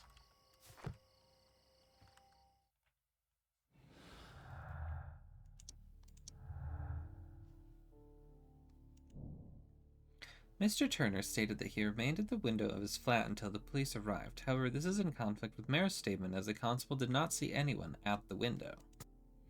That is conflicting. Search Turner's flat. Okay.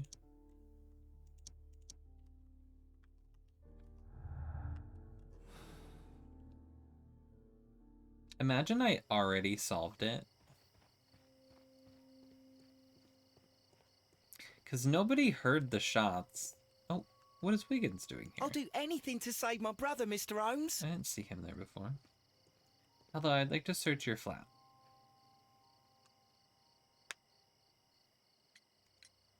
Mr. Turner, you have stated that you remained close by your window after the crime. Is that correct? Oh, yes, Mr. Holmes.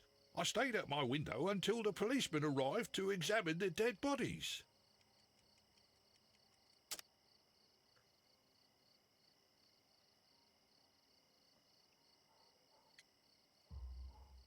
That is very interesting, Mr. Turner.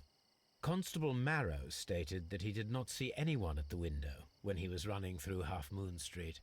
Well, I think Constable Marrow and me, we might have been distracted by the whistles and shouts coming from Whitechapel. We could have missed each other somehow. You understand what I mean? It was a bit of a stressful moment, to tell you the truth, sir. Allow me to form my own theories, Mr. Turner. Would you mind showing me the view that you had from your window? Is it too obvious? Not at all, Mr. Holmes. Please, follow me.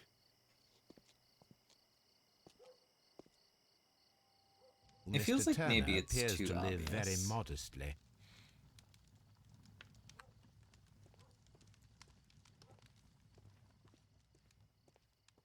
Okay, hello, sir. Let me just... This fire is dying out. It was last tended to over an hour ago.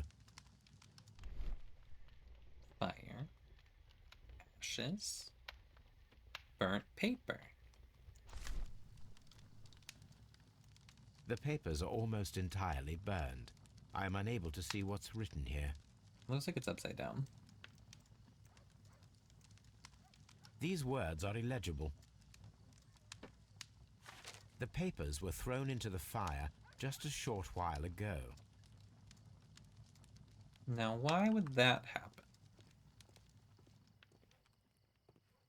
Mr. Turner was roused from his bed by the sound of gunshots. Oh, is this the... No, not the window. That's the window.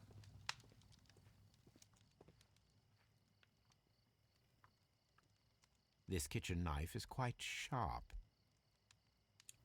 What does that have to do with anything? Kitchen table, sweepings, shredded paper. There are pieces of shredded paper scattered over the table. This kitchen knife was used to cut the paper. Well, I guess that's what it had to do with anything. Anything else you would like to...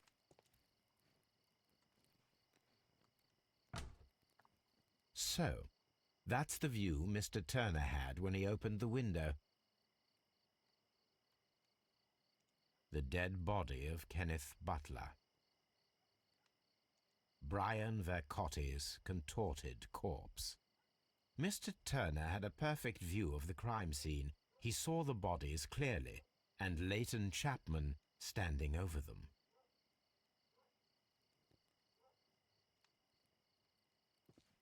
Anything else you would like to know, Mr. Holmes? I do have questions for you, but apparently I cannot ask you said questions, so I'm gonna say maybe not.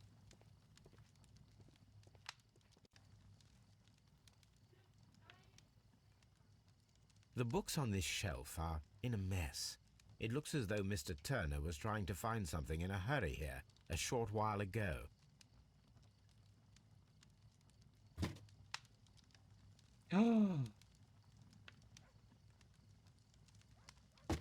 A perfect match. So, Mr. Turner broke his stick when it became stuck between the cobblestones. He did not mention that he was so near to the victims. No, he did not. That's a convenient piece of evidence.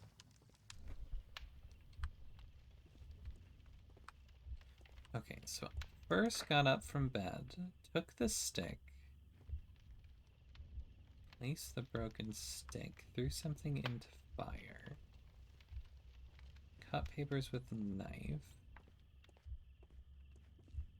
opened window, approached the body, placed the broken stick, cut papers, threw something into the fire. What do we think?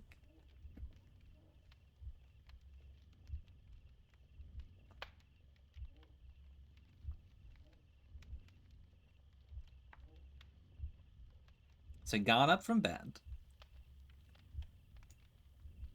went to the window, opened the window, saw the bodies, went, oh no, rushed downstairs,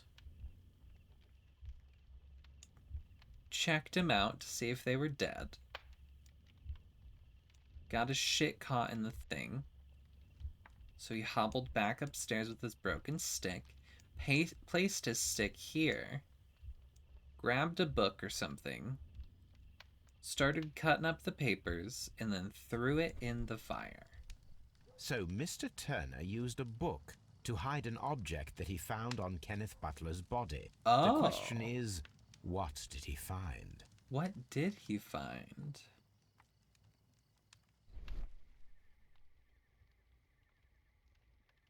Okay, so maybe he didn't kill him. I can see prints from greasy fingers upon the cover of this book. Let us take a closer look. But he's definitely hiding something. Well now, what a find. Wow. A precious jewel concealed inside a book. It's a cock ring. A bracelet with a unique ram's head design. Right, a bracelet. A distinctive feature of ancient Grecian artifacts, probably of the Hellenistic era. A bracelet. For his dick.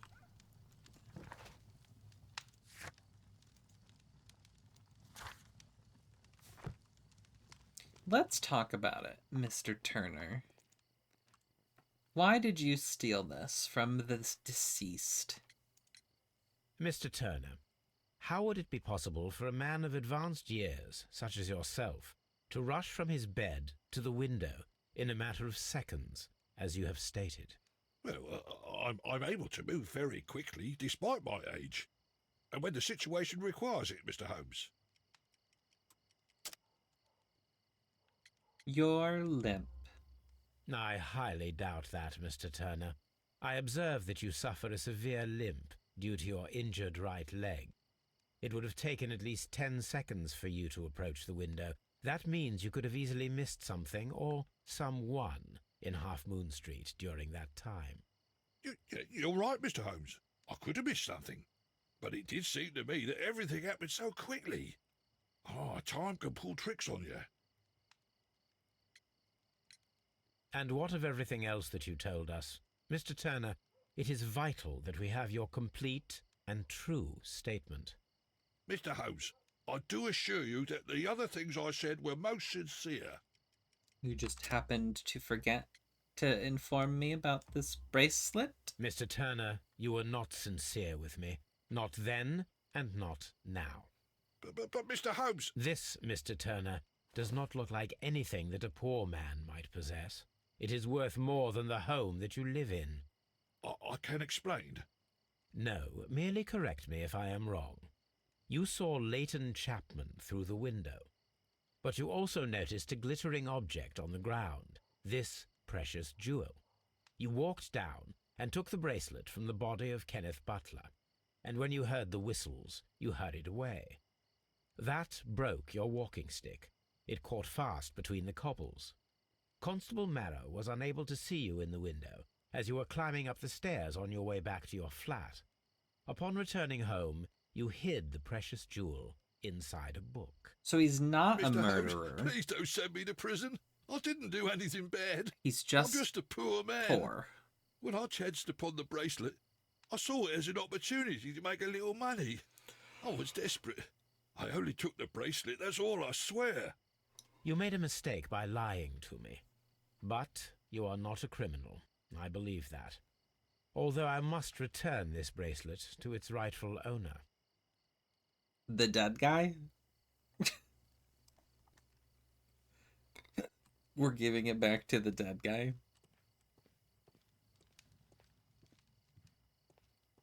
I wish this crime I had mean, never like, at happened, this Mr. point, he Holmes. could just have it. I don't give a shit.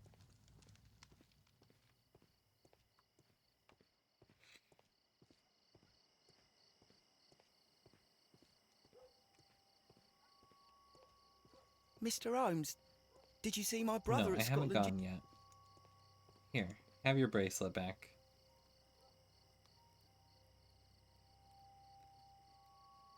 No? Okay.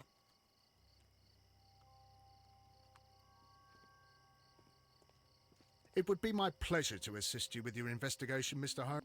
I'm always wondering. Okay, so what are we doing now? Oh, we have to search the... Oh, I see. Alright, let's go home.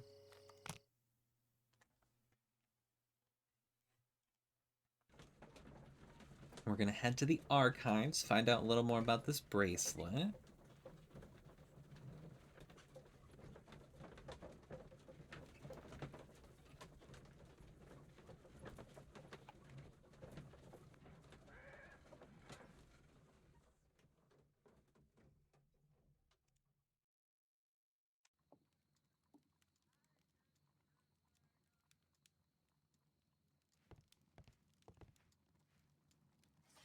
Alright, the antique golden bracelet that was found in Mr. Turner's flat. It's decorated with distinctive ram heads.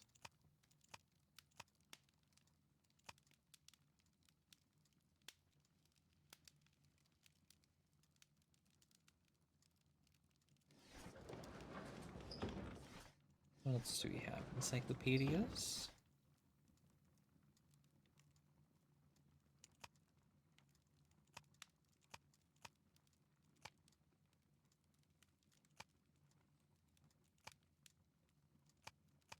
That is not the...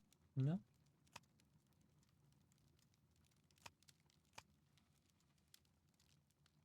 That is... There it is. These beautiful antique jewels represent a part of the Hellenistic treasures collection. Depicted are the 5 heads of mountain rams upon a bracelet, necklace, and ring, each made of pure gold. The 5 rams of Mytilene have been missing from the museum since 1885. Here it is. Huh. I need to continue my research in my archives. I guess we're going to be doing an 1885 lookup here.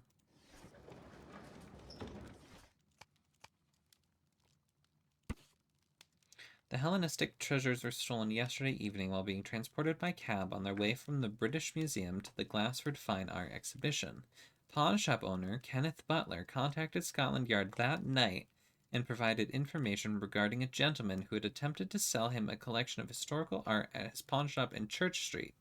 The police have since captured the described man, a professional thief by the name of Vincent Foley, who had been in the process of escaping London via the port. He is recognized by the surviving driver of the cab that had transported the collection of Hellenistic treasures. Vincent Foley refused to confess as to where the remainder of the treasures were hidden. He was eventually imprisoned. The lost treasures are still to be found. So Kenneth Butler bought them? Here it is. And then told him... One of the victims, Kenneth Butler, was involved in the story of the stolen Hellenistic treasures. And then A told visit them to his pawn shop should tell me more. That he had the thing. But he had already purchased them. Well, no, because if he bought them, then the thief would have told them that. Right?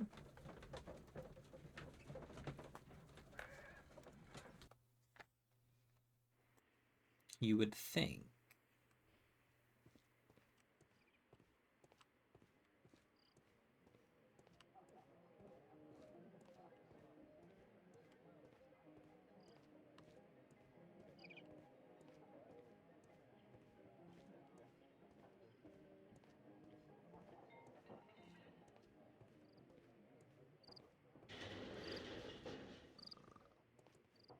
What the?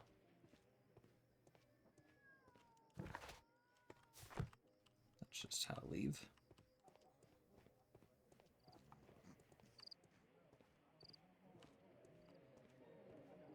Into the pawn shop. Oh, that's what the key is for. Mr. Butler's key matches the lock perfectly. That makes sense. That he had a key to his own pawn shop. Could you imagine having a key to your own pawn shop? Crampons and a sharp ice axe would only be brought here by a mountaineer. I mean, it's a pawn shop, so there's just going to be a bunch of shit in here from everywhere, right? Why are those an object of interest? I mean, I guess. A mountaineer.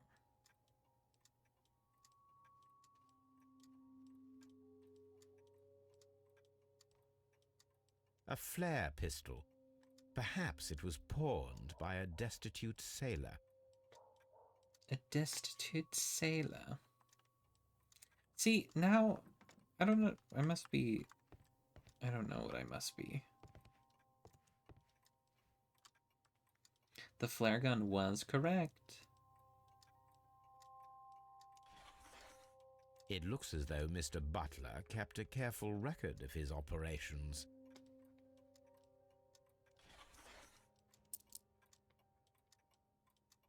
The ram's heads. This necklace belongs to the 5 Rams of Mittelin collection. Interesting. That means that Kenneth Butler owned a part of this collection all this time. See, 10 that's what I years was after the thinking. He just kept it in his drawer? Hello, Kenneth. I remember you once told me about 3 pieces of gold and jewelry with ram heads from ancient Greece. You still got them, right? Well, good news for you. I found a man loaded with money who's crazy about those jewels. He's ready to fork out a small fortune. I can arrange a meeting with this money bag for you, but I want you to cut me in on the deal. I'll be waiting for you at the crossing of Great Alley and Half Moon Street on Sunday evening before the fireworks. They got murdered by the money bags. Who's gonna buy the thing?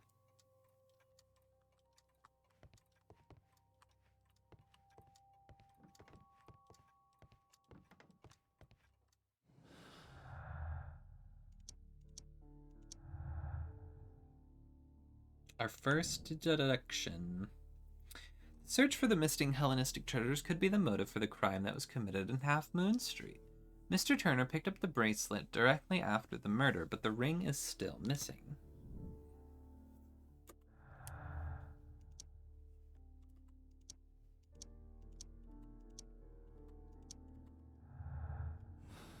Okay.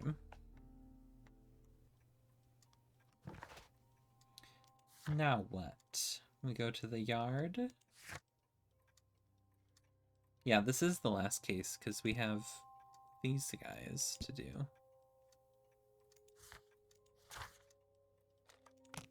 Alright, let's head to the yard and let's talk to Leighton.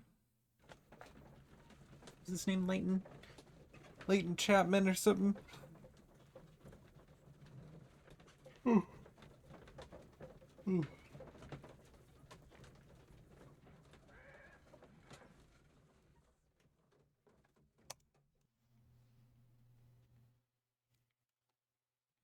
Mr. Holmes, whatever brings you here so late at night?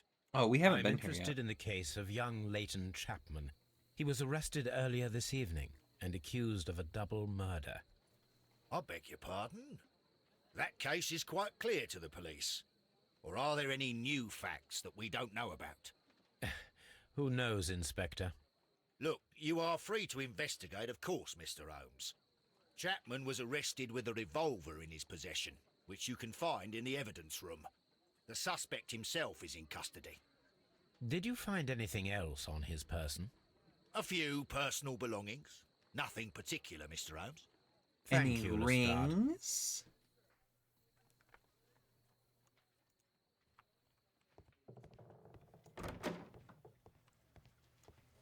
Maybe some rat salad.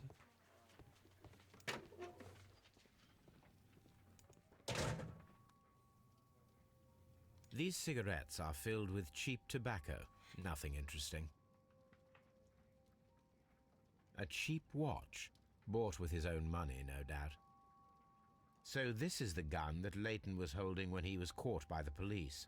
It is a Webley revolver, a reliable weapon. It seems as though the shells were not removed from the cylinder.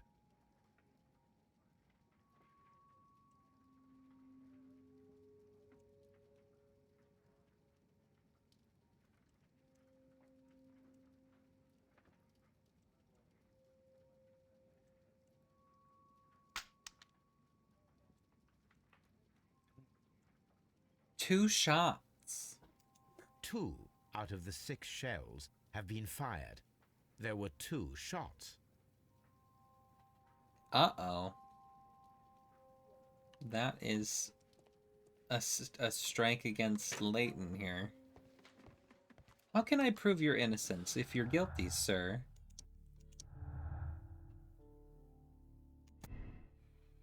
Turner could hear the contrast between 2 fired shots as in fact 3 shots were made. At first a single shot was fired and then 2 guns fired simultaneously directly afterwards.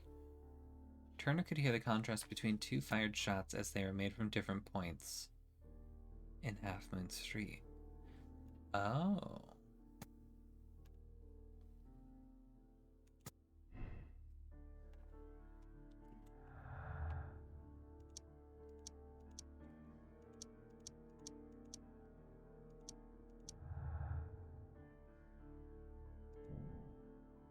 Kenneth Butler and Brian Vercotti were the victims of a double murder carried out by one person. Is it possible that it's 2 people? Yeah, I guess it would be because that says that would be red.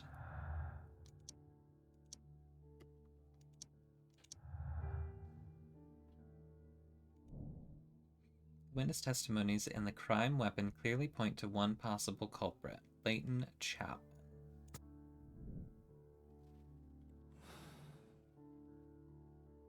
I mean, so far that's all we really have to go off of, huh? There's nothing going on in the morgue, right? As Rufio would say, oh my god, your favorite place. Mr. Holmes. I already talked to you. I don't understand why you think it is, but that's fine. Please escort this suspect for interrogation. You're always there. Good evening, I'm always Mr. Chapman. everywhere. Who are you? I've got nothing to say. It's all a mistake. Calm down, Leighton. I have come here to help you. To find out if you truly are innocent, as your younger brother Wiggins has told me. My brother? You know him? Then that means you're... Sherlock Holmes. Oh, blimey. All right, Mr. Holmes. I'll tell you everything. Hell yeah. Profiling first. So obviously we can check out your scar.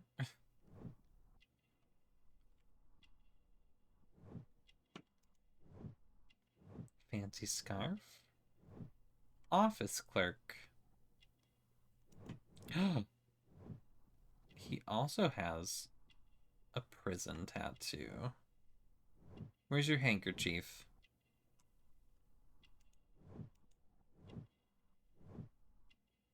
Oh, it's hot-headed. I thought it said handkerchief.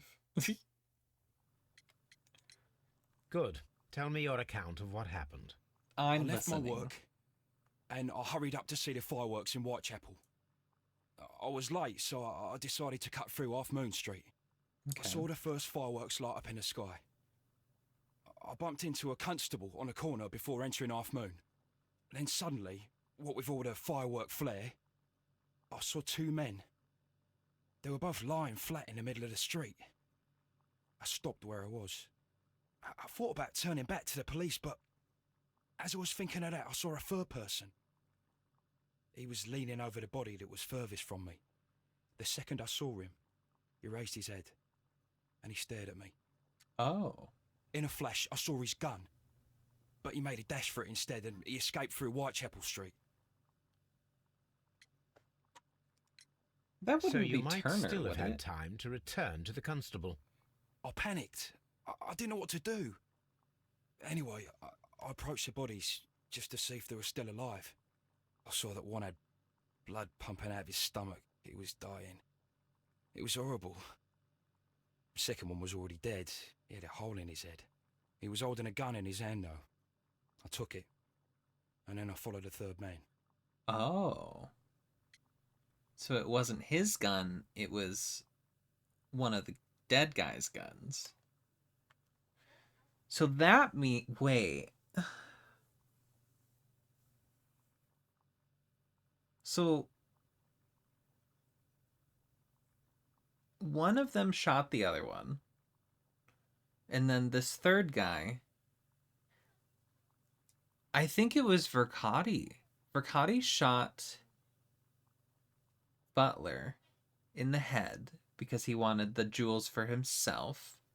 And then the money bag guy shot him, Vercotti, in the stomach. And then got caught before he could take the jewels. Interesting. Pray, continue.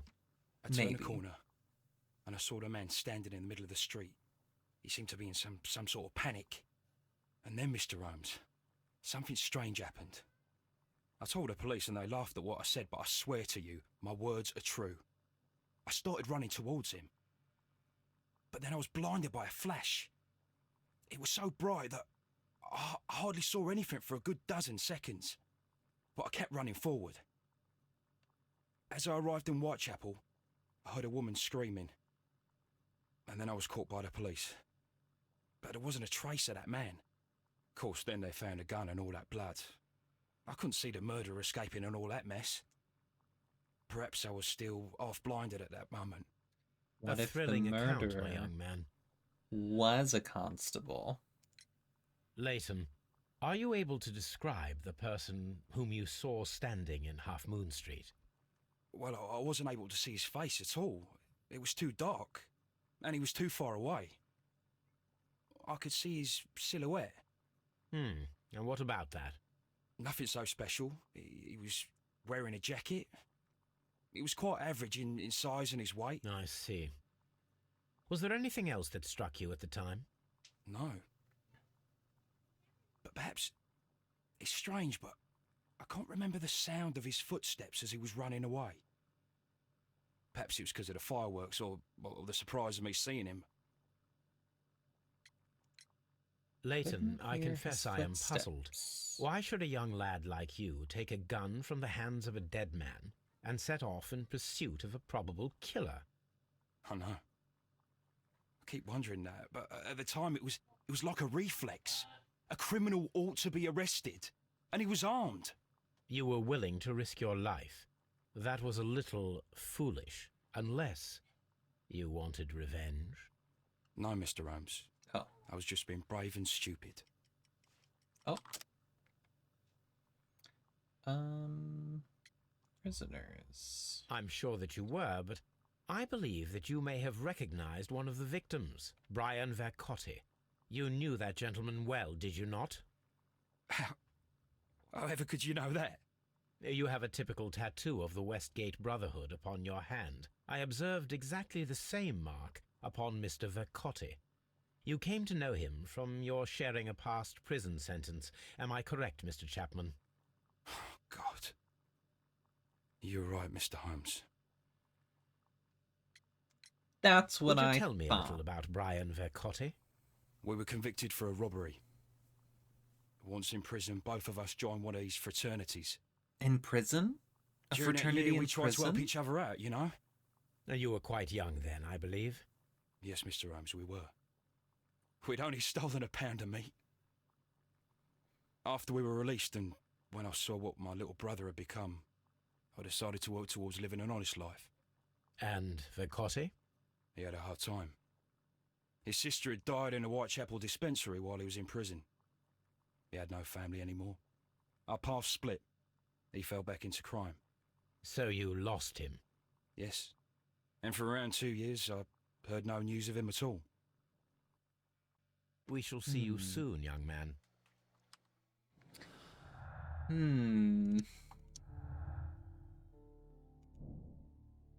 A person named Leighton Chapman described in his statements as a figment of his own imagination created to vindicate himself. Robbery? Leighton Chapman committed a double murder at Half Moon Street. His motive was the theft of ancient valuable treasures, the last piece of their white rams. I don't think so. And we're also not done at all. It's weird that I was able to form a conclusion that quickly. The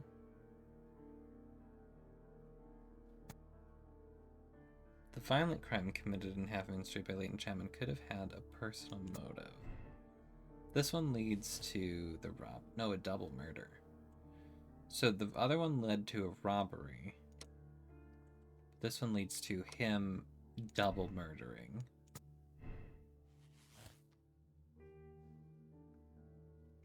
And simultaneous shots doesn't work with anything else.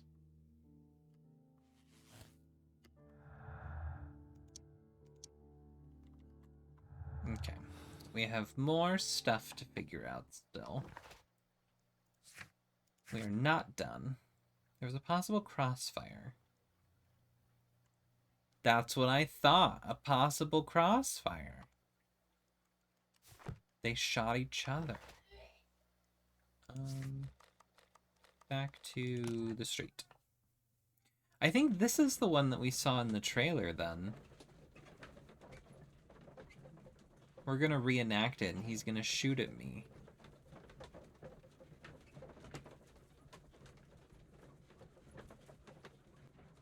But it's gonna go through me and hit the person behind me.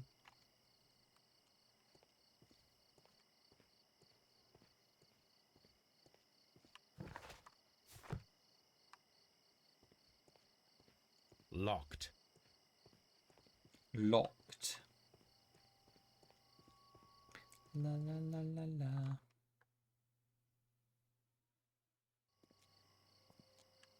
What's up with you, lad? What are you waiting for? I'm waiting for my brother to be released. Your brother? The one that you caught, beat up and imprisoned. Ah, the murderer. He ain't killed no one, copper. Watch your mouth, lad, else you'll be joining that worthless brother of yours. What the? That won't be necessary, Constable. Alright, one of the victims possibly fired his gun twice. Find out who it might have been. Select the gunman. I think it would be this one. What the?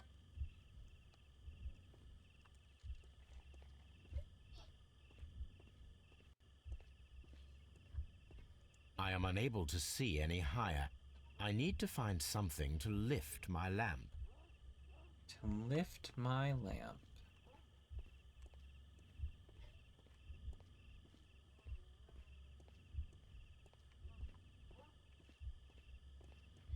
Can I borrow your stick?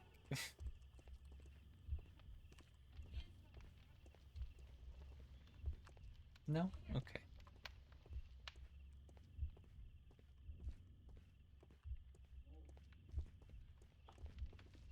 You have anything in your home, Mr. Turner?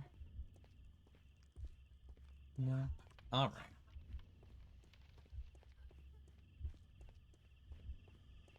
I wonder if I have to come back to this.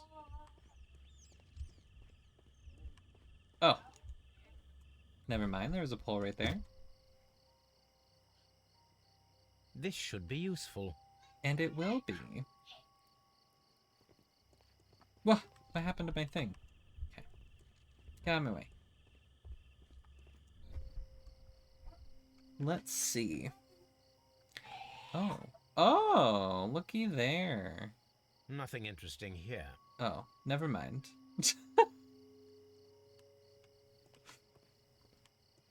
I thought that was a bullet hole. Alright, well. This one, the gunman.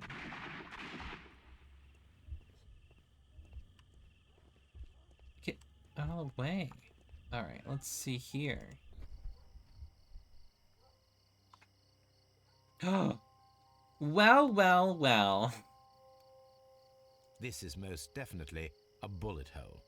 The brick cracks are fresh. Okay, so I had it wrong. Watson, there was a third shot fired in this street. Butler shot Vercotti.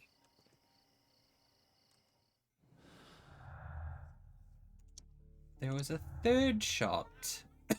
Lane Chapman's statement regarding the jacketed man who disappeared now seems reasonable, as the 3 shots at the crime scene prove the presence of a second gun that is now missing. So now we have to reenact Marrow's pursuit with the lamp.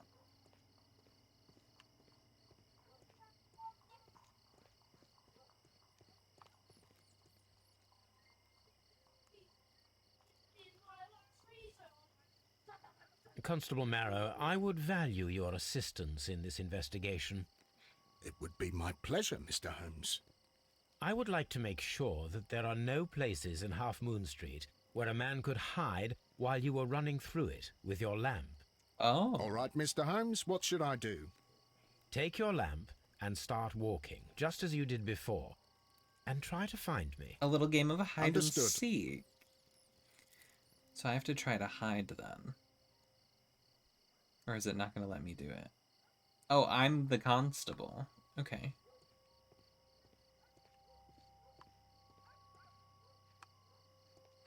So these corners would be an issue.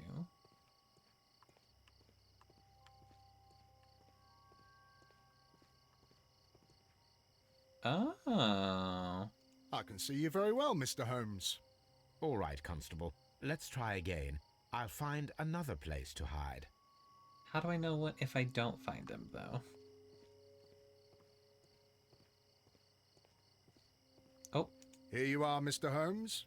All right, Constable. Let's try again. That I'll one was find really easy. Another place to hide. He said, "Here you are, Mr. Holmes."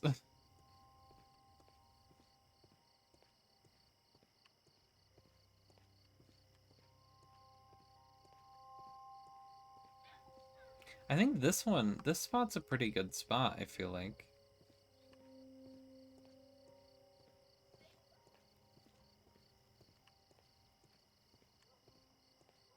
Oh, you know it would be a really good place to hide? Right in here. Oh. Wait, I didn't find him. No, this is not how I walked at the time of the crime. I was more attentive. Let's start over. Okay. I didn't see him. You walked past him? Did I? I didn't see him. Might be a monitor thing. Everything is so dark. Right at the end.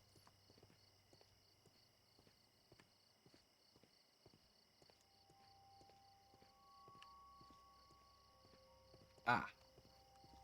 Mr. Holmes, it wasn't difficult to find you at all. I didn't see It is him. obvious now. No one could escape Constable Marrow's lamp while hiding in the street. Okay. Was that obvious?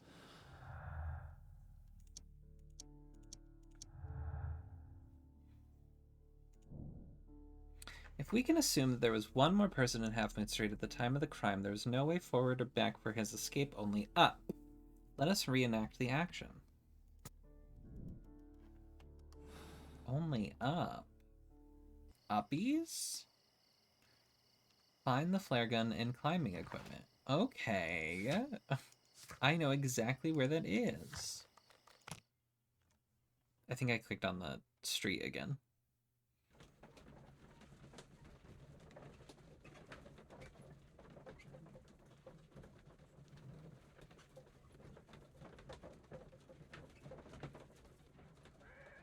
Something that's bothered me about these cutscenes in the... I clicked on the pawn shop. In the carriage is that when you look outside of the window, it looks like it's going in a circle instead of like past you. It looks like you're on like a carousel. And it's bothered me. These tools are exactly what I need to climb the wall.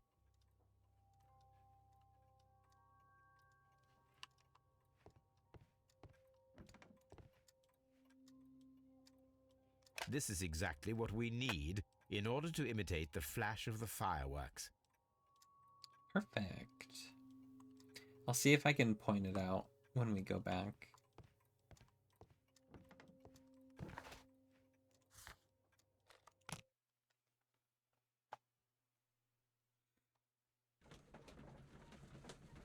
So that back there looks like it's going by. Back there. But these windows, right here, look at it. It looks like you're going in a circle. Instead of it going by you, it looks like it's rotating. And it bothers me.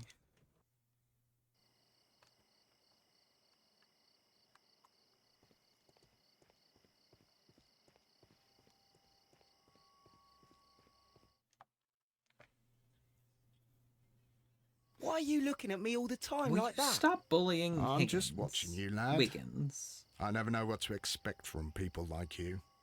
People like me? Yes, street beggars and thieves. I ain't a thief. Oh, no? Then where did you get whatever it is that you're gnawing on? I very much doubt that you bought it. What ain't seen can't hardly be stolen.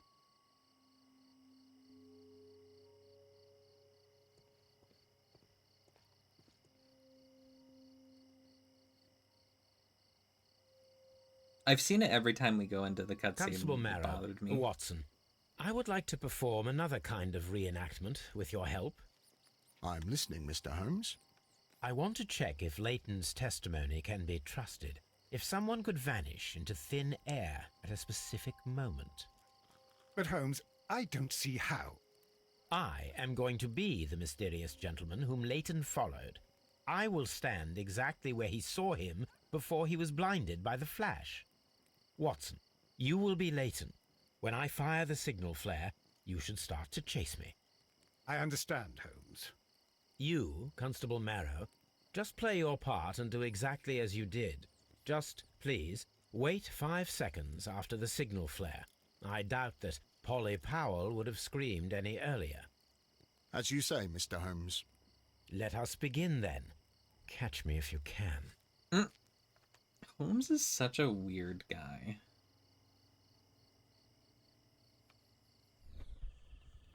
Find a spot where a man might be able to climb the wall and remain unnoticed.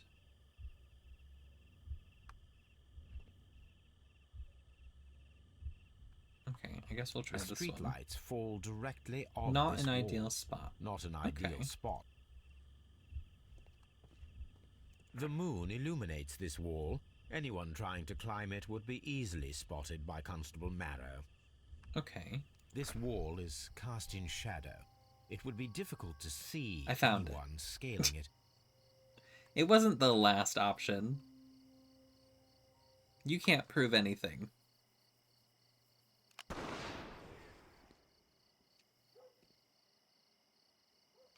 Okay. Silhouette. Blinded. And I'm gone.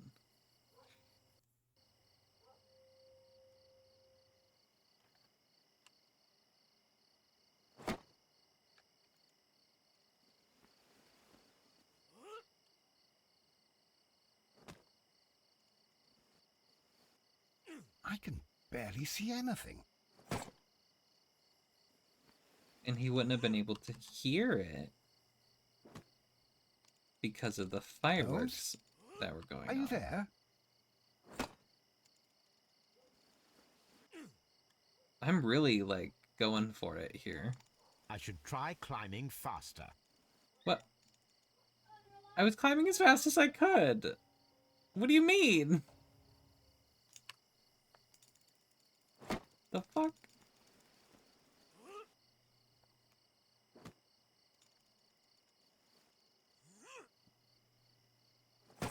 I can barely see anything.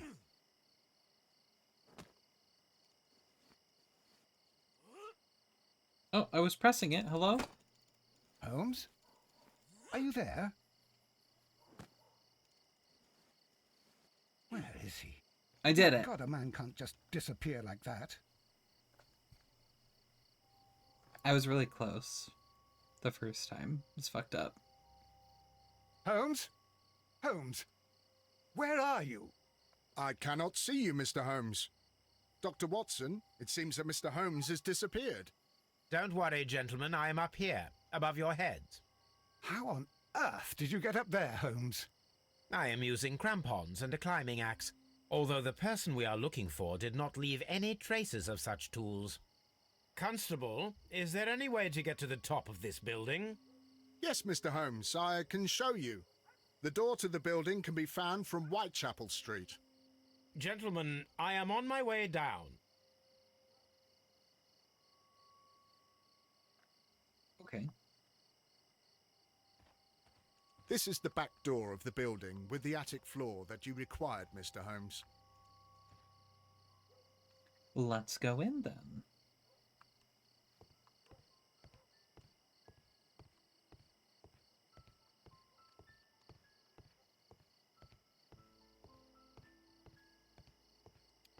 What if he was just in here? These shards of glass are from the window above. Wow. A broken window. Someone broke through the window to get inside the attic, but in his haste he ripped his jacket. It's empty. The pocket is empty. Jacket, shabby fabric, black threads. A cluster of thick black threads. They're unusually strong. I should examine them under the microscope. Okay. We can conclude that the person whom Leighton saw climbed up the wall, broke into the attic window, and escaped through the hatch. So that confirms that Leighton didn't do it.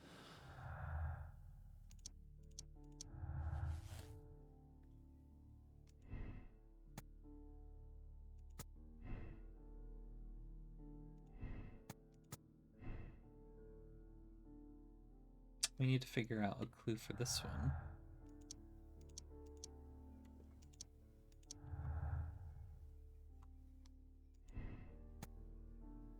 Both died of crossfire, with each of them holding a gun. One of the guns is now missing. Victim of a double murder. No, it's definitely, probably crossfire, right?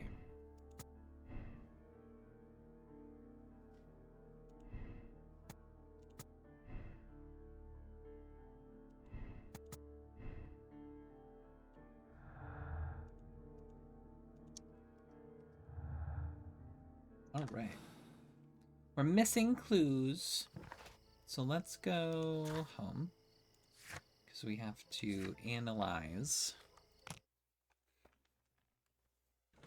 these threads.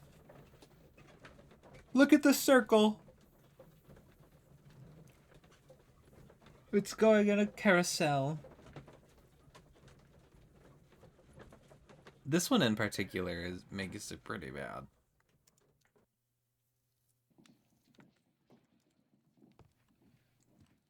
Out of the way, table. Let us take a closer look. Yes, let's. It is not a thread, but a hair. I very much doubt that it is human. I need to compare this sample with a human hair and a horse hair. A shaving brush is usually made from horsehair. Watson, does he think that a horse climbed the wall? Here you are. Watson, look, what's outside the window? Well, I don't see anything. Ouch! Holmes. Oh, don't I make took a such piece of fuss. his hair. One little hair. His hair is not that long. And it's not white either. Human hair is significantly thinner than the black black even sample. Horsehair is thinner. The horsehair is thinner than the hair that we found. So, this black hair belongs to an animal, and it is larger than a horse. Larger than hair a horse? from a large and exotic animal. An elephant. Have fun, Bricky.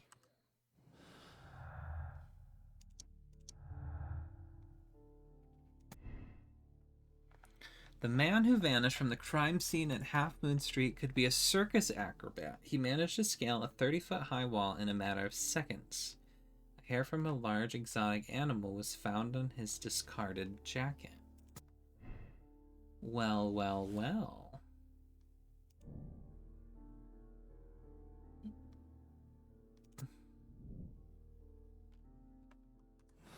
Ask for Wiggins' help. Yoo-hoo! Get out of the way, Watson. I need to get to the window. Wiggins is current. Oh. Right. Oh my god, my hiccups. Having a hiccup attack.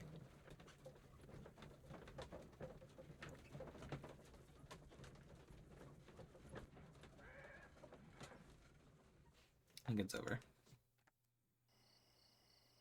Wiggins!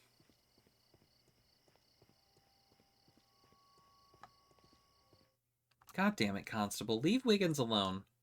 Wiggins, my lad, what are you doing here? You'd best be leaving and be quick about it. I've done nothing wrong. You'd learn more by watching Mr. Holmes. He knows exactly what he's doing. Not like you. Oi, watch your tongue. Hello, Wiggins. Wait.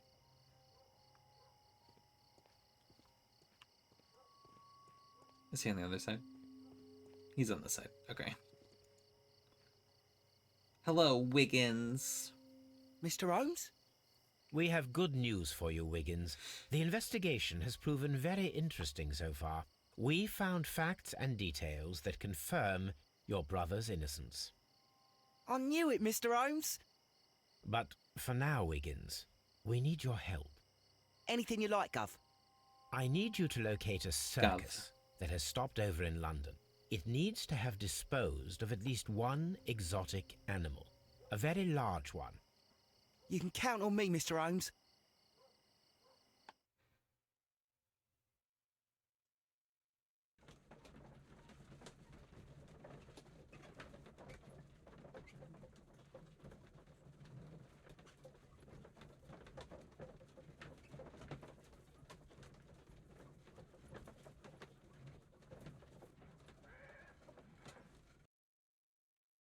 The next morning, very early. I do hope that those children don't get into trouble, Holmes. Don't worry, Watson. I predict some news in 7 seconds. Mr. Holmes, we found it. Here it is. Oh my god, it is an elephant. And this is a young Indian elephant, the highlight of the show. Duval Brothers, a well-known travelling circus that is currently stopped in London. I believe that is exactly the type of circus we are looking for. I'll pay it a visit. I get to go to the circus. Wait, where did everything else go?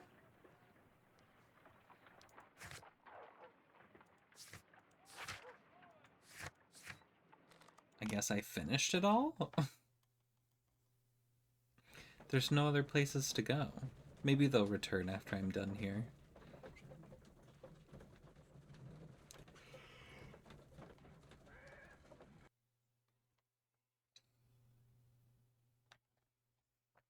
Or maybe they won't. Hey, you! Stop right there. Good morning, sir. Pardon me, but why am I not allowed to walk around here? Because it's private. Well, I only wanted to meet the artistes. Hmm? You're wanting to apply for... Nah. You don't look like the type of, artistic lockpicker that we're looking for. You might be surprised. What? Nah. I don't think so. Clear off. This guy sounds like Mikey. You're a bit slow to catch on, eh? Get lost.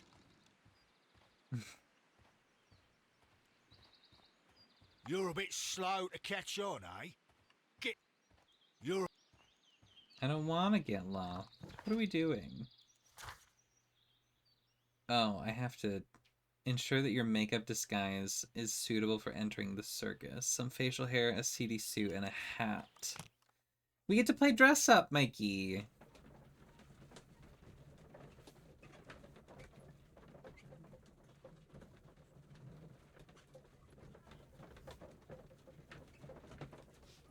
I'll tell you what, you can choose what we look like, Mikey Spiky. How does that sound?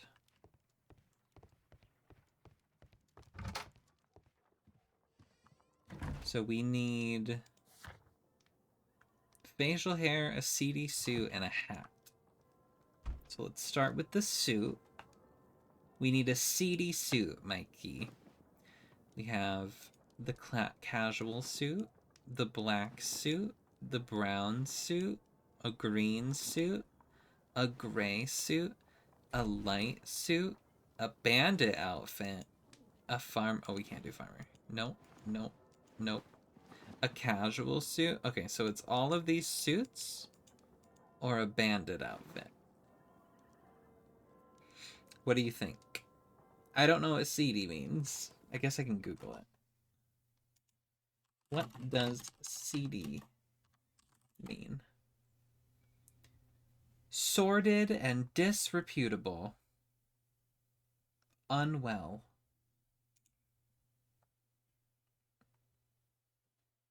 If you describe a person or place as seedy, you disapprove of them because they look dirty and untidy, or they have a bad reputation.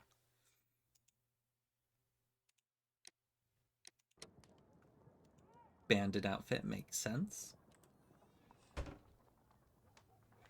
And now we need facial hair, so you tell me what number. So this is 0, 1, 2, 3, 4, 5, 6, 7, 8, 9, 10, 11, 12, 13, 14, 15, 16, 17, 18. There's 18.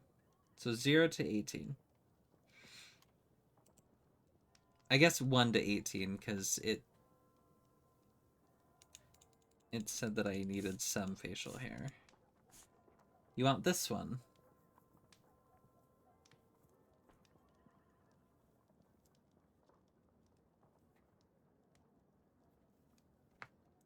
Okay, do we want glasses? There are these glasses, or these glasses, or no glasses.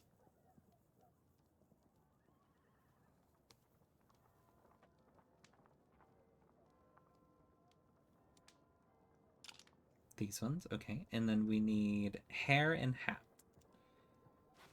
So 1, 2, 3, 4, 5, 6, 7, 8, 9, 10, 11, 12, 13. 1, 9.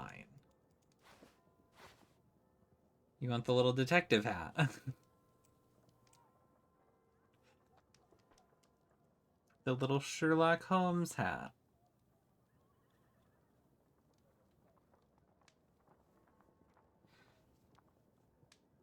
Looks cute. Okay. That is our outfit. Here we are.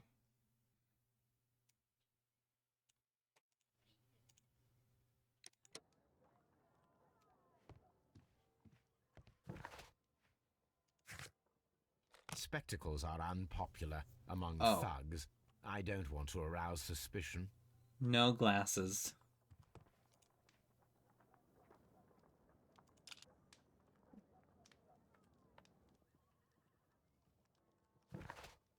I'd better wear a shabby hat. Oh, we need a shabby hat, Mikey. Shabby. So there's 8, 10, 11, 12, or 13. What looks shabby?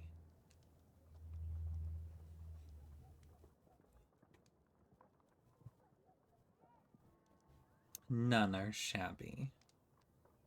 Try the balding look.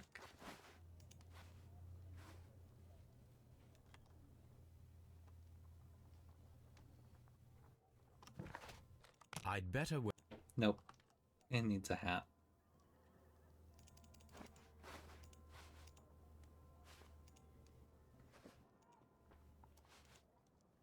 I guess this one seems the most shabby because it's like worn improperly. Oh! Stay where you are. What are you doing here, and where is Sherlock Holmes? I guess that's the one. Calm down, Watson. Take deep breaths now. It's me. Thank God, Holmes. I can't get used to your disguises. Thank you, Watson. That means I am ready to go.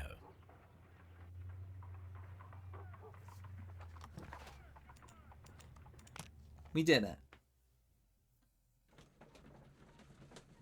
Am I still cute, Mikey?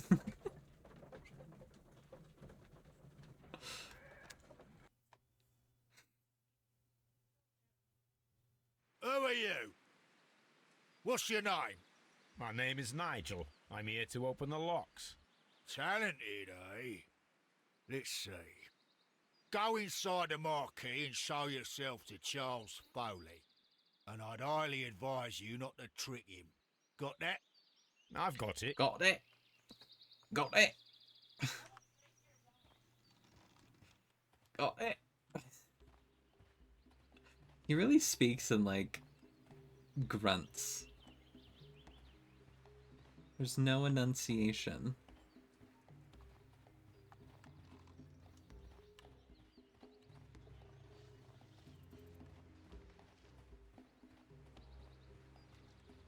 I'm just having a look around before we head in.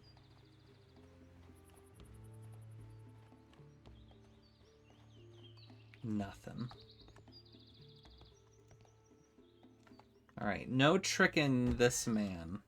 So, everything is here just as you asked. And what about the money? Some of the barrels are wet. Transportation issues, it couldn't be helped. Whatever. We'll be here after midnight to pick up the supplies. I want to be paid first. No. You'll be paid after we make the transfer, as I said. Right. I hope that no one saw you. The police are on the lookout. Of course not. I'm a professional. Glad to hear it. Be ready for tonight, then. Oh. Whoa, little information.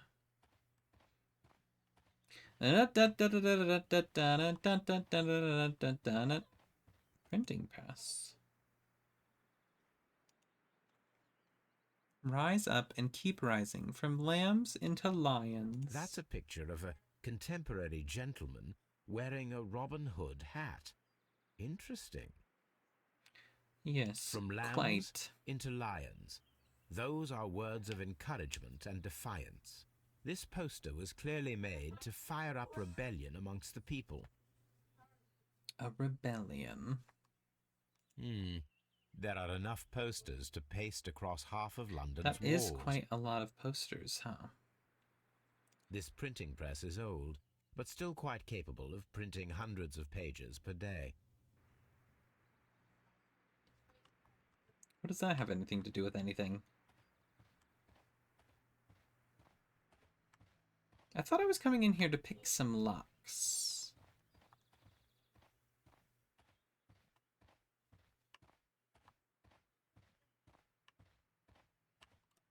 Can't get up there.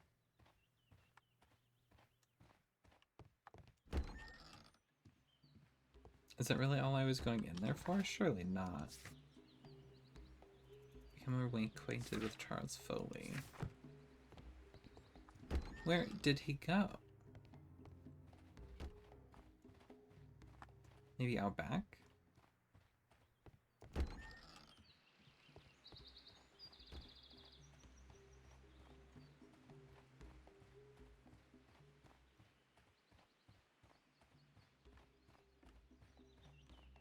Nope. Can't get back there.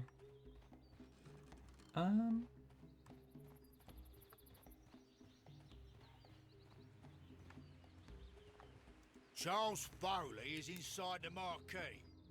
Yeah, but he went too far into the marquee.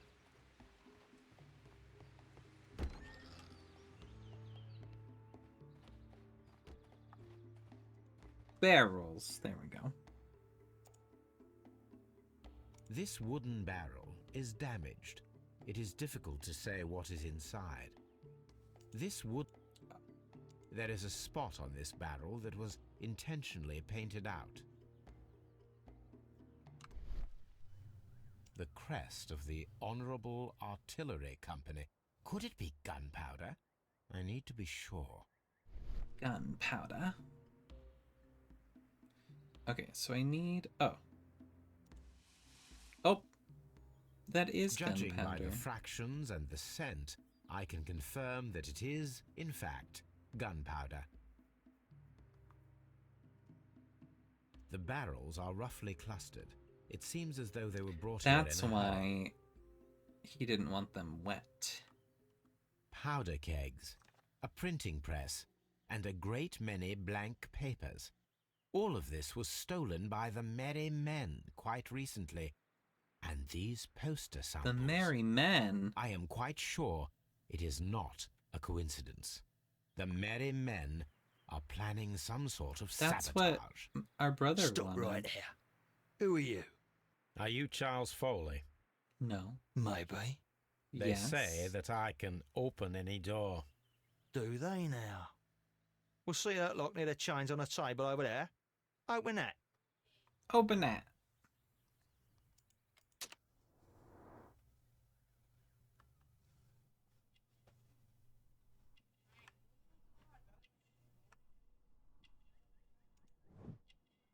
Complex key, protected safe.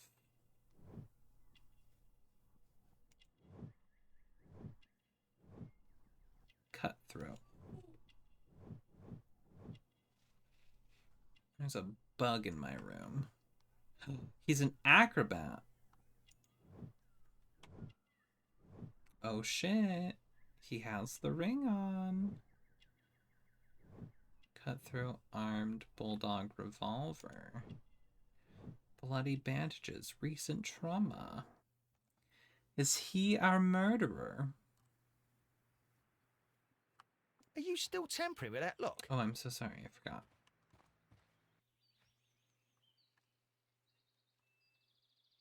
I don't think I can reach that bug. Okay.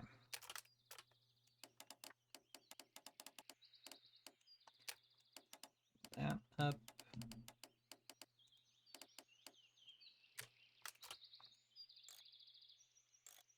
Oh.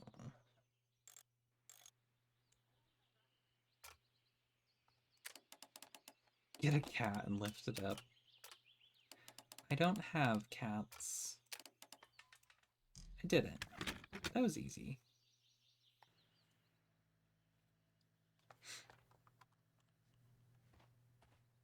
I need to find out what's behind this Charles Foley. I need... Okay.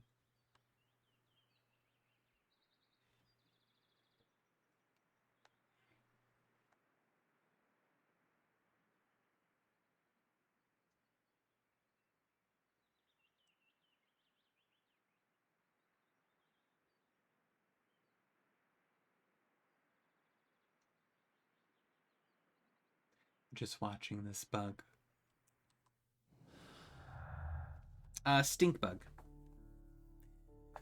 We have them everywhere. When the summer comes around.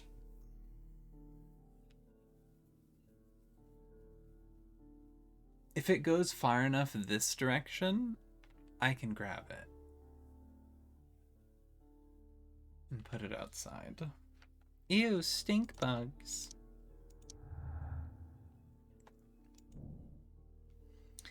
Charles Foley wears an antique ring, the last missing piece of the 5 Rams jewel set, and also a revolver retained under his belt. It proves that Charles Foley is our mysterious jacketed man who nimbly escaped the crime scene. Well, well, well. A leaf bug? Leaf bug. Nope, not a leaf bug. Absolutely not a leaf bug.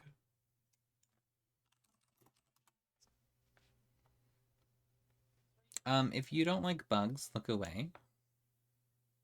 Because I'm going to show you what the bug is on my wall right now. This one. Stink bug.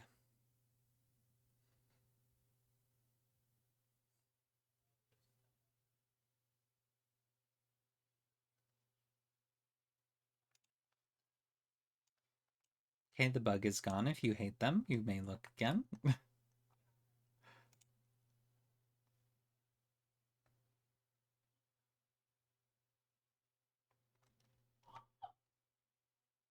It stopped moving though, so I won't be able to get it. I could well, no. I don't know if me standing on my chair would be a good idea. Probably not. I don't think I could reach it anyways.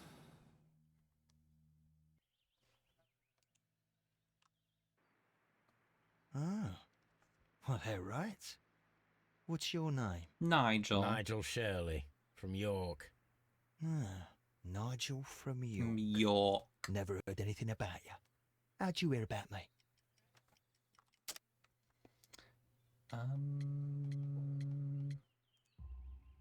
It's a long story. I met your brother, Vincent the Butcher Foley, in prison. He told me all about his betrayal and all about you. Before I was released, he told me that you might find a job for me one day and pay me some money for me craft.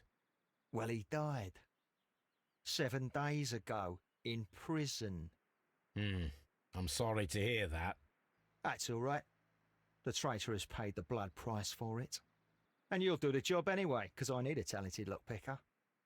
I know just where to search for his legacy.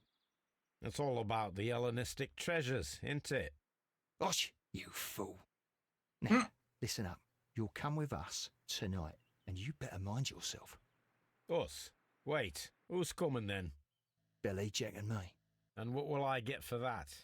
We'll share the loot. The one you seem to know about. Right. Wait for us at the abandoned manor house on a corner of Ladbroke Grove and Kensington Park Road at midnight. Deal. I'm just becoming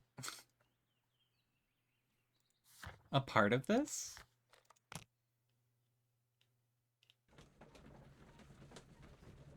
Mikey, what have you gotten me into? Oh, he's leaving. He's going away. I do need to take a break. Because I need a drink.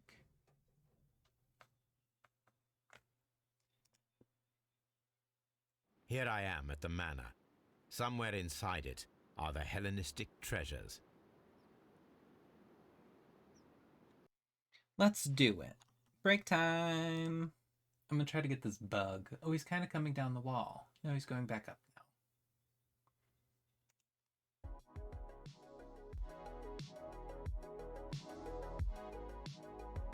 We're gonna have a break. So I will be back soon TM. I'm gonna try to get this bug, and then I'm gonna go put him outside, and then I'm gonna get a drink. And maybe a trip to the bathroom. So enjoy the tunes. I will be back soon.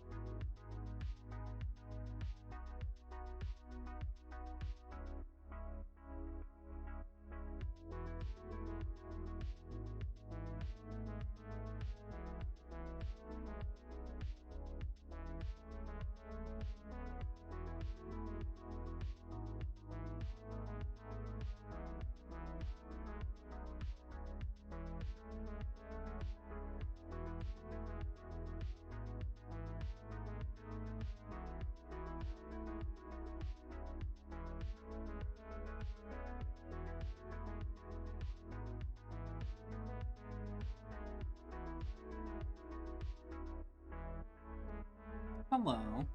I need to open my window. It's getting warm. Very warm, actually.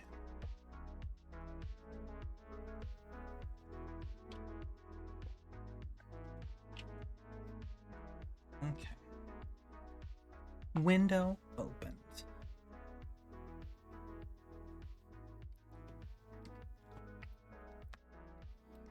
I was able to get the bug. He kind of came down the wall a little bit. So I was able to, like, just barely tippy toes. I have this pill bottle that I use for scooping up bugs. And I was like really try. I was like, and he, you know what he did? He flew into here. Scared the shit out of me. But I was this close, like just like a little further. And I was like about to get it. I couldn't really get up anymore. And he walked right in. He flew right in. And so he got outside. And he's totally fine now. What a time to be alive. Okay, we got my drink.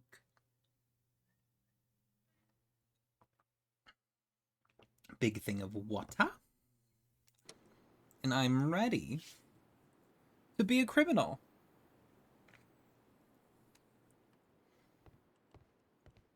Nigel Shirley is the name. This lock is quite old. It shouldn't be much of a challenge. It's quite old.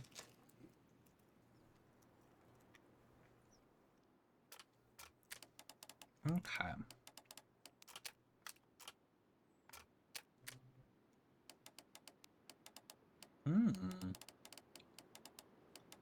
Well, that's not going to be right. Why are there two? Oh, it slides. I see. Oh, this slides too. This one does not slide. Okay, maybe we connect these. And then...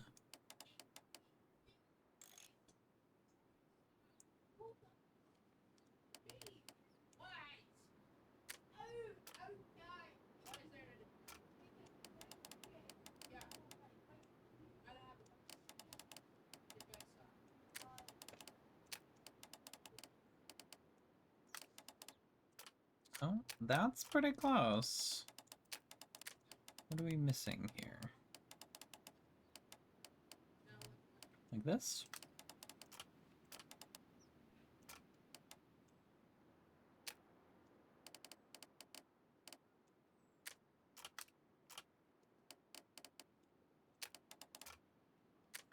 Oh, no, that's not right at all.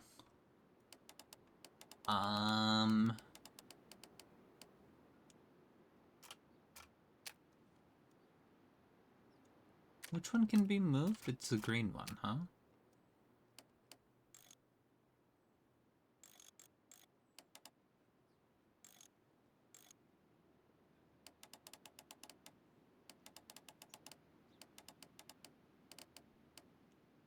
So maybe that means that this one is not in the right spot.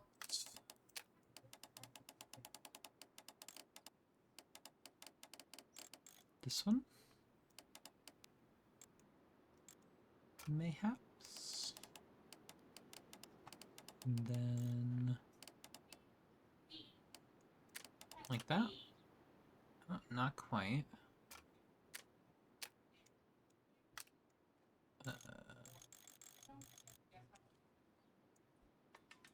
There it is. We did it. I need to find where the safe is hidden and lockpick it. And lockpick it.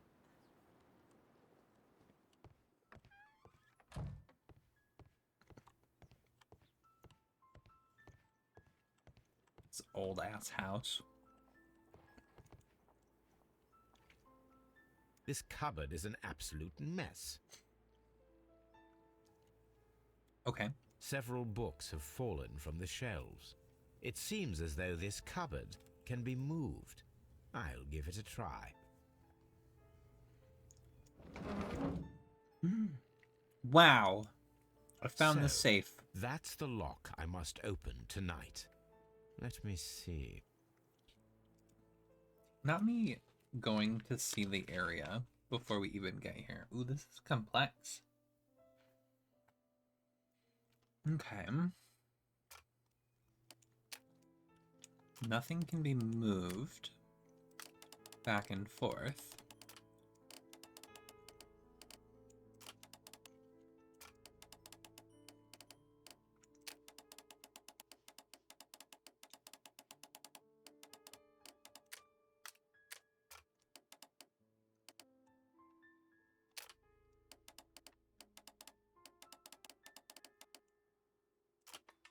That's a fairly simple lock.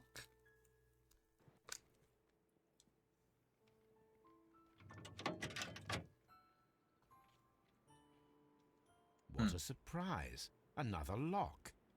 And I won't be able to pick it. Why not? I recall that precious key around Foley's neck. It might prove a decent fit. I suppose they hired me to only open the first lock. Let us wait for the thieves, trap them, and find out. Not me trapping Let us the check thieves. the thieves' possible escape routes in the event that they are caught off guard by the police from the front door. Okay.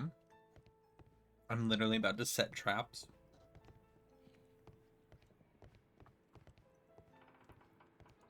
The ground floor window is a perfect way to escape the police. That means we have to put a trap outside.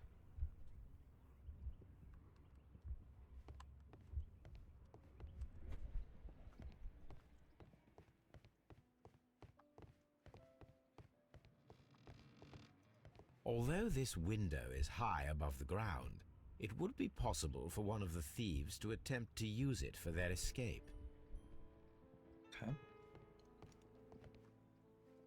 Okay. This should be useful. I guess. I don't know what for.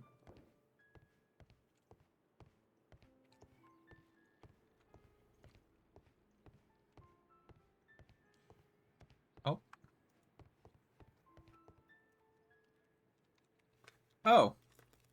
For the necklace. One step on these beads, and our thief will go flying. I should walk carefully here, else my plan will be ruined.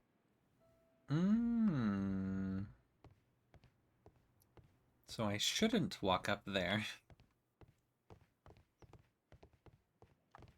Oh, carpet. It does remind me of Home Alone, yes. Oh, that's a lovely old carpet. Oops, I didn't mean to examine the safe. So this carpet is useful for something. Oh, am I gonna dig a hole? This door is a perfect means of escape in an emergency.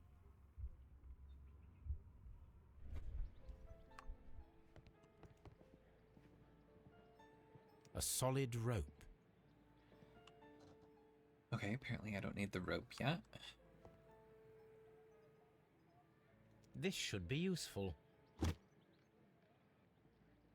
A whole chair. This hatch leads to a cellar. I guess we put the carpet over that so that they don't see it. Block with chair? I don't want to do that yet.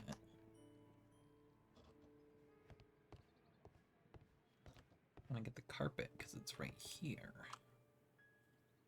Can I have it now? Oh, that's a... No. Okay. Let me... Oops. I clicked on the carpet, didn't I? Sure did.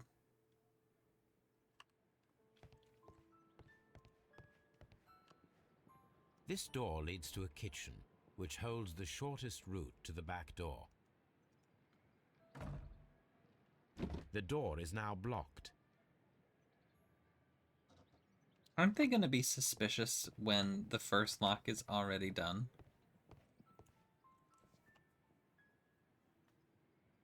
That is quite a heavy cupboard. This works very well. No one will escape through this window now. Okay. Window blocked off. Stairs done. That door is locked. So they would have to run around this way. We have that window's boarded up. I wonder what this old chandelier is doing on the floor. It looks as though it was poorly attached. I suppose that the thieves already tried to open the lock with this formidable hammer, but they were unsuccessful. Okay. So we need an item for the chandelier, and it's not the carpet, because why would it be? The door is... Right.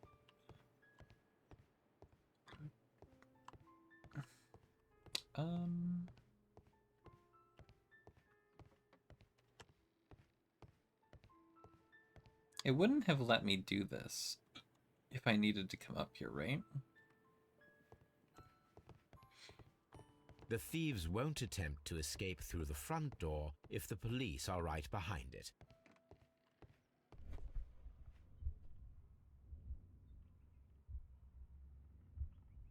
Any thief who finds his way upstairs will roll down very quickly. I forgot that I need to be pressing F to make sure all the things are happening. Oh, he's gonna sledgehammer the door? Oh! What the? Okay. So I need to figure out... This should... Ah! The rope for the chandelier. This makes sense. Kind of.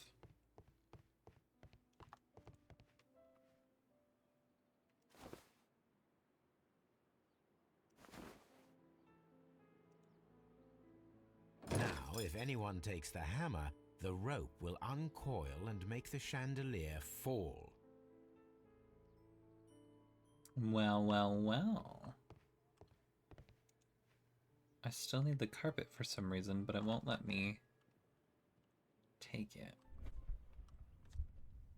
If he runs through the dining room and takes a sledgehammer to force open the door, the chandelier will knock him down. The chandelier isn't even over where you... Well, I guess it kind of is. But not really. That wouldn't really knock him over. Alright, so the last guy runs through here, turns, and then runs out the door. So it has to do with this hatch. Oh! Oh, there yes. There is no ladder. If anyone falls here, he will need assistance to get out. So we're not digging a hole, we're making a hole and then putting a carpet over it.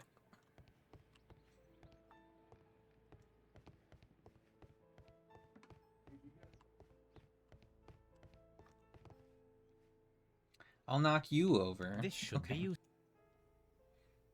I guess.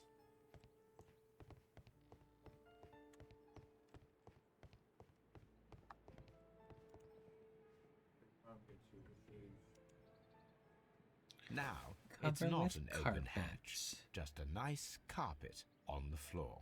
I should walk carefully here, else my plan will be ruined. And we don't want to ruin the plan. Now, if a thief runs through the kitchen, he'll pay a surprise visit to the cellar. The traps for my circus companions are all prepared. I can leave now, but I'll return later with Charles Foley and his companions. Perfect.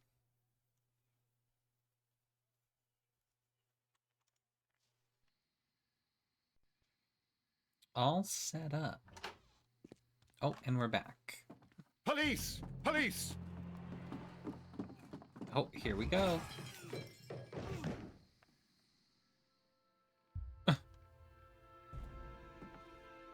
Well, that worked out. Stop where you are! Well. Where are they? Trapped, Watson, with your assistance. How so? You sounded just like a real bobby, my dear fellow. You startled them into the traps. I did? I assure you, Watson, it was quite an entertaining show. They will not escape the house now. You scum! And this is the pistol used for the murder in Half Moon Street. How'd you know about that? Hello. Have you closed the case yet, Sherlock? Mycroft, what are you doing here? Did you follow me? Sherlock, it may seem that I used you, but you should be pleased to know that you have served our queen well, in this instance. So now, let us catch the big fish. But this man is not one of the merry men? No. Then why exactly are we here, Sherlock? This gentleman, Charles Foley, has been involved in a double murder, and the hunter of a set of valuable antiques, the Hellenistic treasures, which disappeared in a theft many years ago. You're no better than the coppers!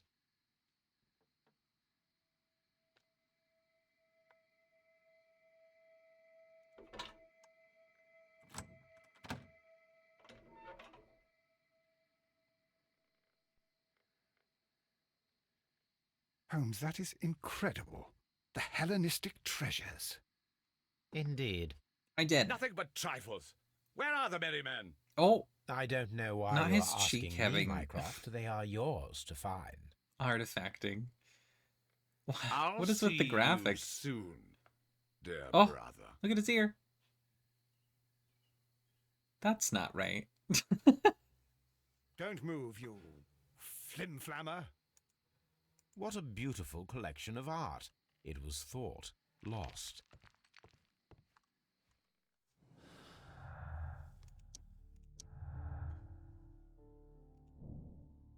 Antiques discovered inside the hidden safe of the abandoned manor at Notting Hill represent the collection of Hellenistic treasures that were stolen in 1885 and considered to be lost.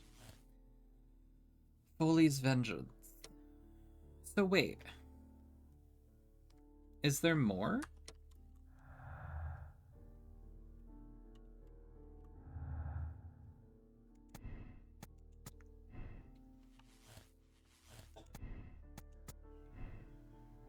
Oh, there was. Right. We had the robbery where Leighton Chapman committed a double murder and Leighton Chapman for robbery.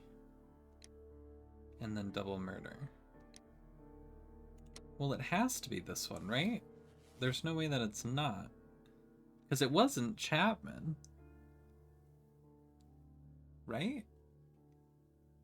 If it was Chapman, why did we go through all of that? Why was this the easiest one? Maybe it is Chapman. Because of it being so easy. Maybe it was Chapman. Okay, hold on.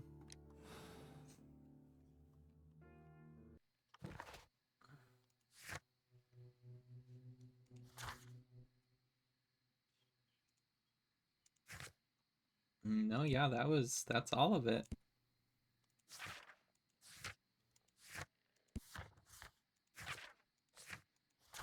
There's no more. I mean, when I said that it was the pistol from the Foley's thing, he said, "How did you know that?" So that means that that's how it is? Maybe? What did the other ones say?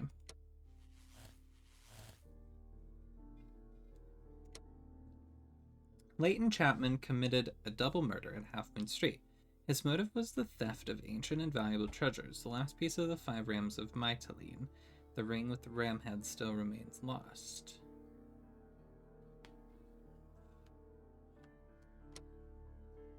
That just doesn't sound like it would be the case.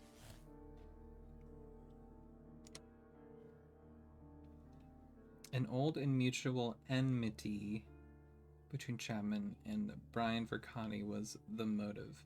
I don't think that's right either. Because why? He seemed to like him or something. So it's gotta be Foley's vengeance. Organized the theft of the Hellenistic treasures, which was related to the double murder at Half Moon Street. Leighton Chapman was a witness to the crime. Charles Foley will be imprisoned for organizing a grand theft. Since he is not directly guilty of murder, his sentence will be shortened. Chris Foley organized and executed a wicked plan of revenge with the added theft of ancient and valuable treasures. He deserves the rope. Should we kill him or no?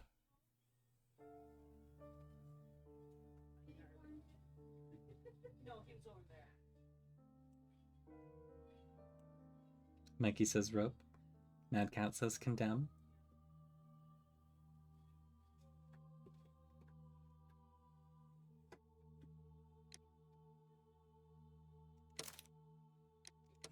All right. We'll rope him. Charles Foley, you committed the crime of premeditated murder and of theft. You will be severely punished for your deeds. You are pitiful, you Scotland Yard dog. Save your words for the gallows. I'm sure the journalists will love them. I shall leave now, Watson. Gentlemen, please take our friends here into custody. Where are you going? I have unfinished business. I'll see you at Baker Street.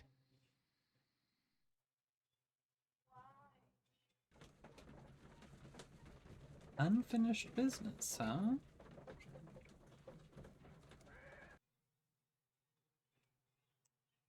Oh, we have to get Chapman out, huh?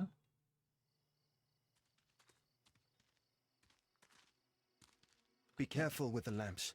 Don't bring them too close to the barrels. Good evening, gentlemen. Oh, the barrels. Who's there? That is of no importance. What matters is who you are and the plans that you have here. So you can stop us from carrying them out? Eventually, yes. Hey, careful. You'll blow us all up. I'm listening. We are a group known as the Merry Men. But I suppose you knew that already. We are the men who've already lost everything of value in their lives. We are ruined shopkeepers. We are workers who were fired from their jobs. Honest people who were robbed. We were forced out from our homes and thrown onto the street. And all of this in the name of the so-called law. The laws that were set out Not by our rat salad, government. no. The laws that make the commoners only more vulnerable and the wealthy more protected. We are not only from the British Empire. Some of us are from the New Lands, America, Australia, and we are many. But men we are still, and we are merry for that we stopped being afraid. For those powers that be had done their best to plant the fear inside our souls, and we accepted it so easily. The fear advised us to keep our heads bowed. It prevented us from fighting. Bankers and politicians, they own our lives, our work, our bread, and they push us to compete between each other, just to see who may serve them better. But in the end, they are the few, so they are weak. They are nothing without their titles. We should not fear them. Our so-called masters should fear us instead. The time has come for our group to stand tall. Our great and many merry men. We are going to blow up the London Stock Exchange. Oh. No life shall be lost. But ownerships, debts, and property titles? They shall all be destroyed. They're only papers, after all. So many people will be freed over this night. That is a radical step to take. What result do you truly expect? Chaos. But soon people will understand that they are free, and that they don't belong to anyone. They will be able to work for themselves, together, without letting the rulers dictate what to do, and finally justice will arise. What you are intending to do is a crime. It is not justice. How do you see justice, then? Kids go to prison for a loaf of dry bread. And how many lords do you see punished for stealing from their people? Sending them to their Is this gonna deaths end in up being a mines choice? or overseas to fight for land? Our masters wouldn't hear us. So now it's time to sing the song of the merry men. Will you let us do our duty? Oh, no. It is a choice.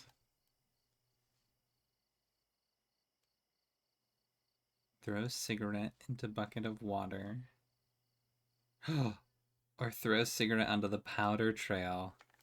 Oh no. So I can choose to blow up the barrels. Or I can choose to let them do it. No lives are being lost.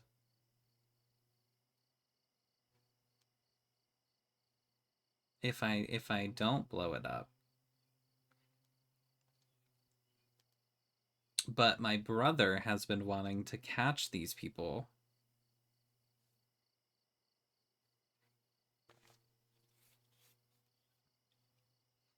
So if I blow them up, then I guess that's that option.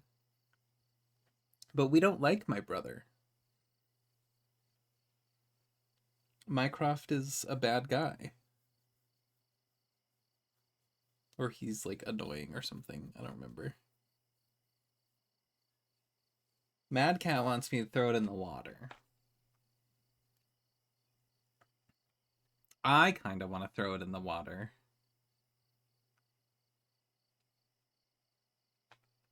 Let's see some fireworks.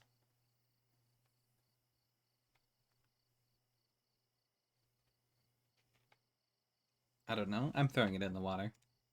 I did it. When the law serves only the few, it can no longer be trusted. Every man is equal, and he has a right to choose his own way. I shall not stop you. I shall not stop you. I don't think we'll see it.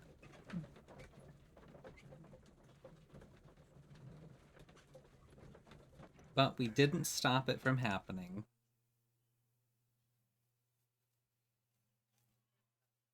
So, you're interested in Russian literature now?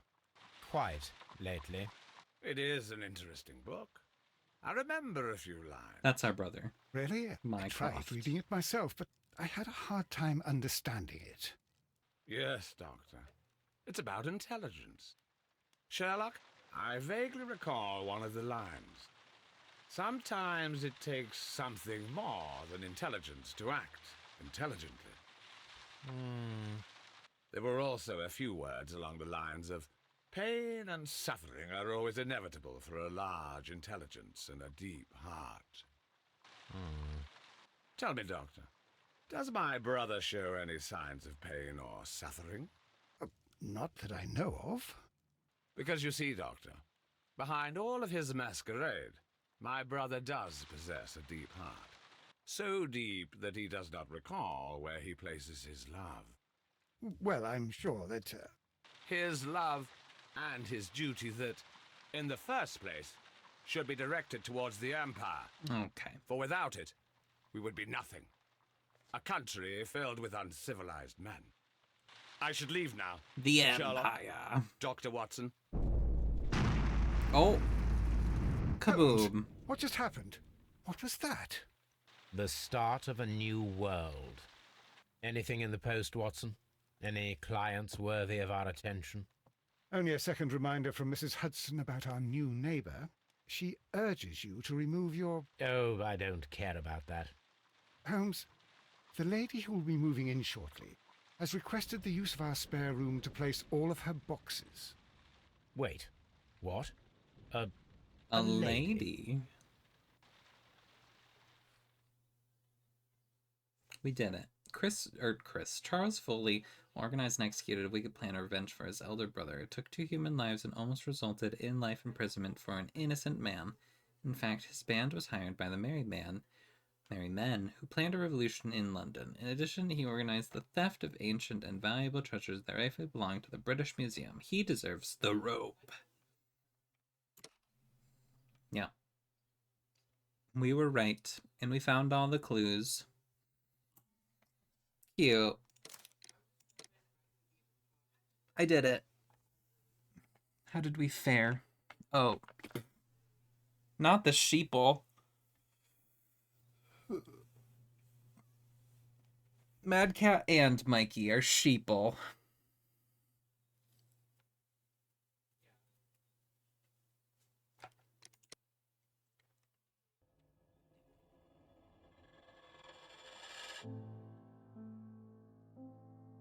Oh, is this credits? Are we done? We're done. Yay, credits. I clicked. We skipped it.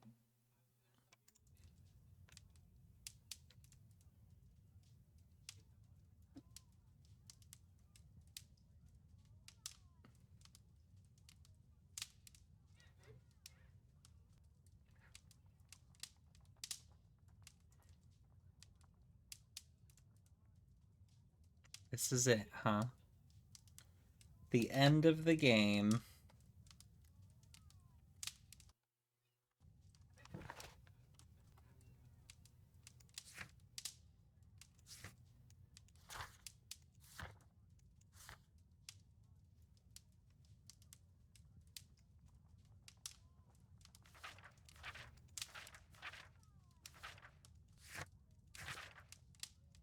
Cute.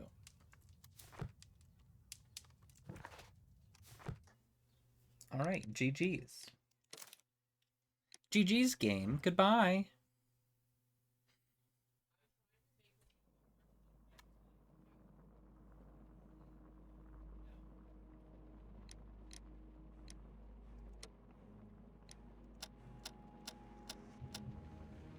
Yep, that's all of them. Cute. Oh, I'm dropping frames. Or I dropped frames. Just for a second. Perfect. Nope, I'm still randomly dropping frames.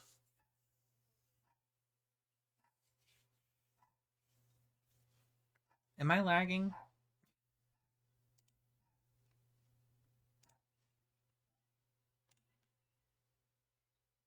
Or is it okay? Yes. Okay, cool.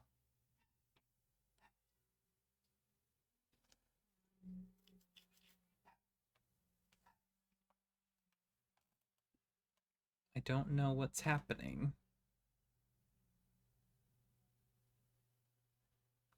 Is it better now? I think we're saved. Nope, there it goes.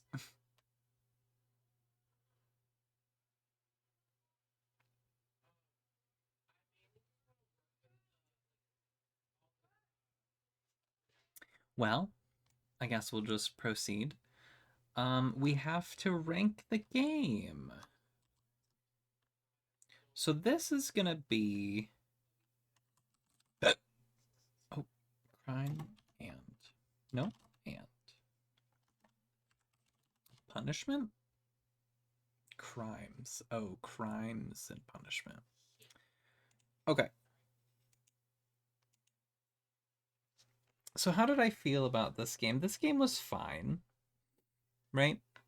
Wasn't bad.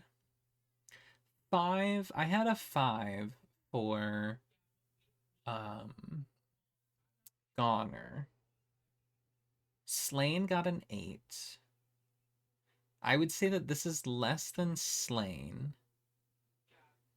And potentially more than Lit Bend the Light, but only by like a little bit. So maybe like a 7.5.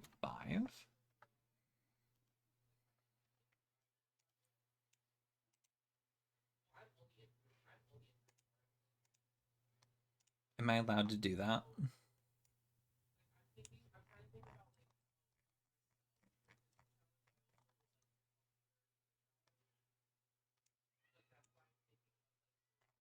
Wait, this isn't on the right one anymore.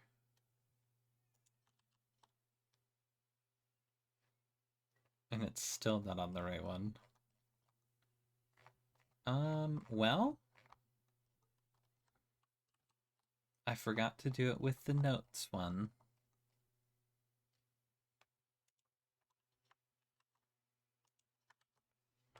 That goes there.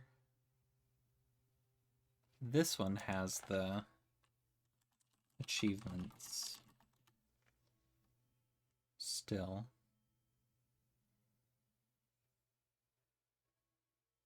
Wait, this isn't listed above that. 7.5 is not seen as higher. Maybe we'll make this a 6 then. And maybe we'll drop this to a 4.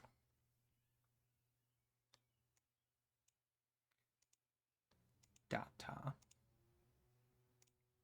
F. There we go. We're not allowed to half seize it. Okay. Maybe this would be a 5. And this is 6. I feel like 7 is too close to Lane.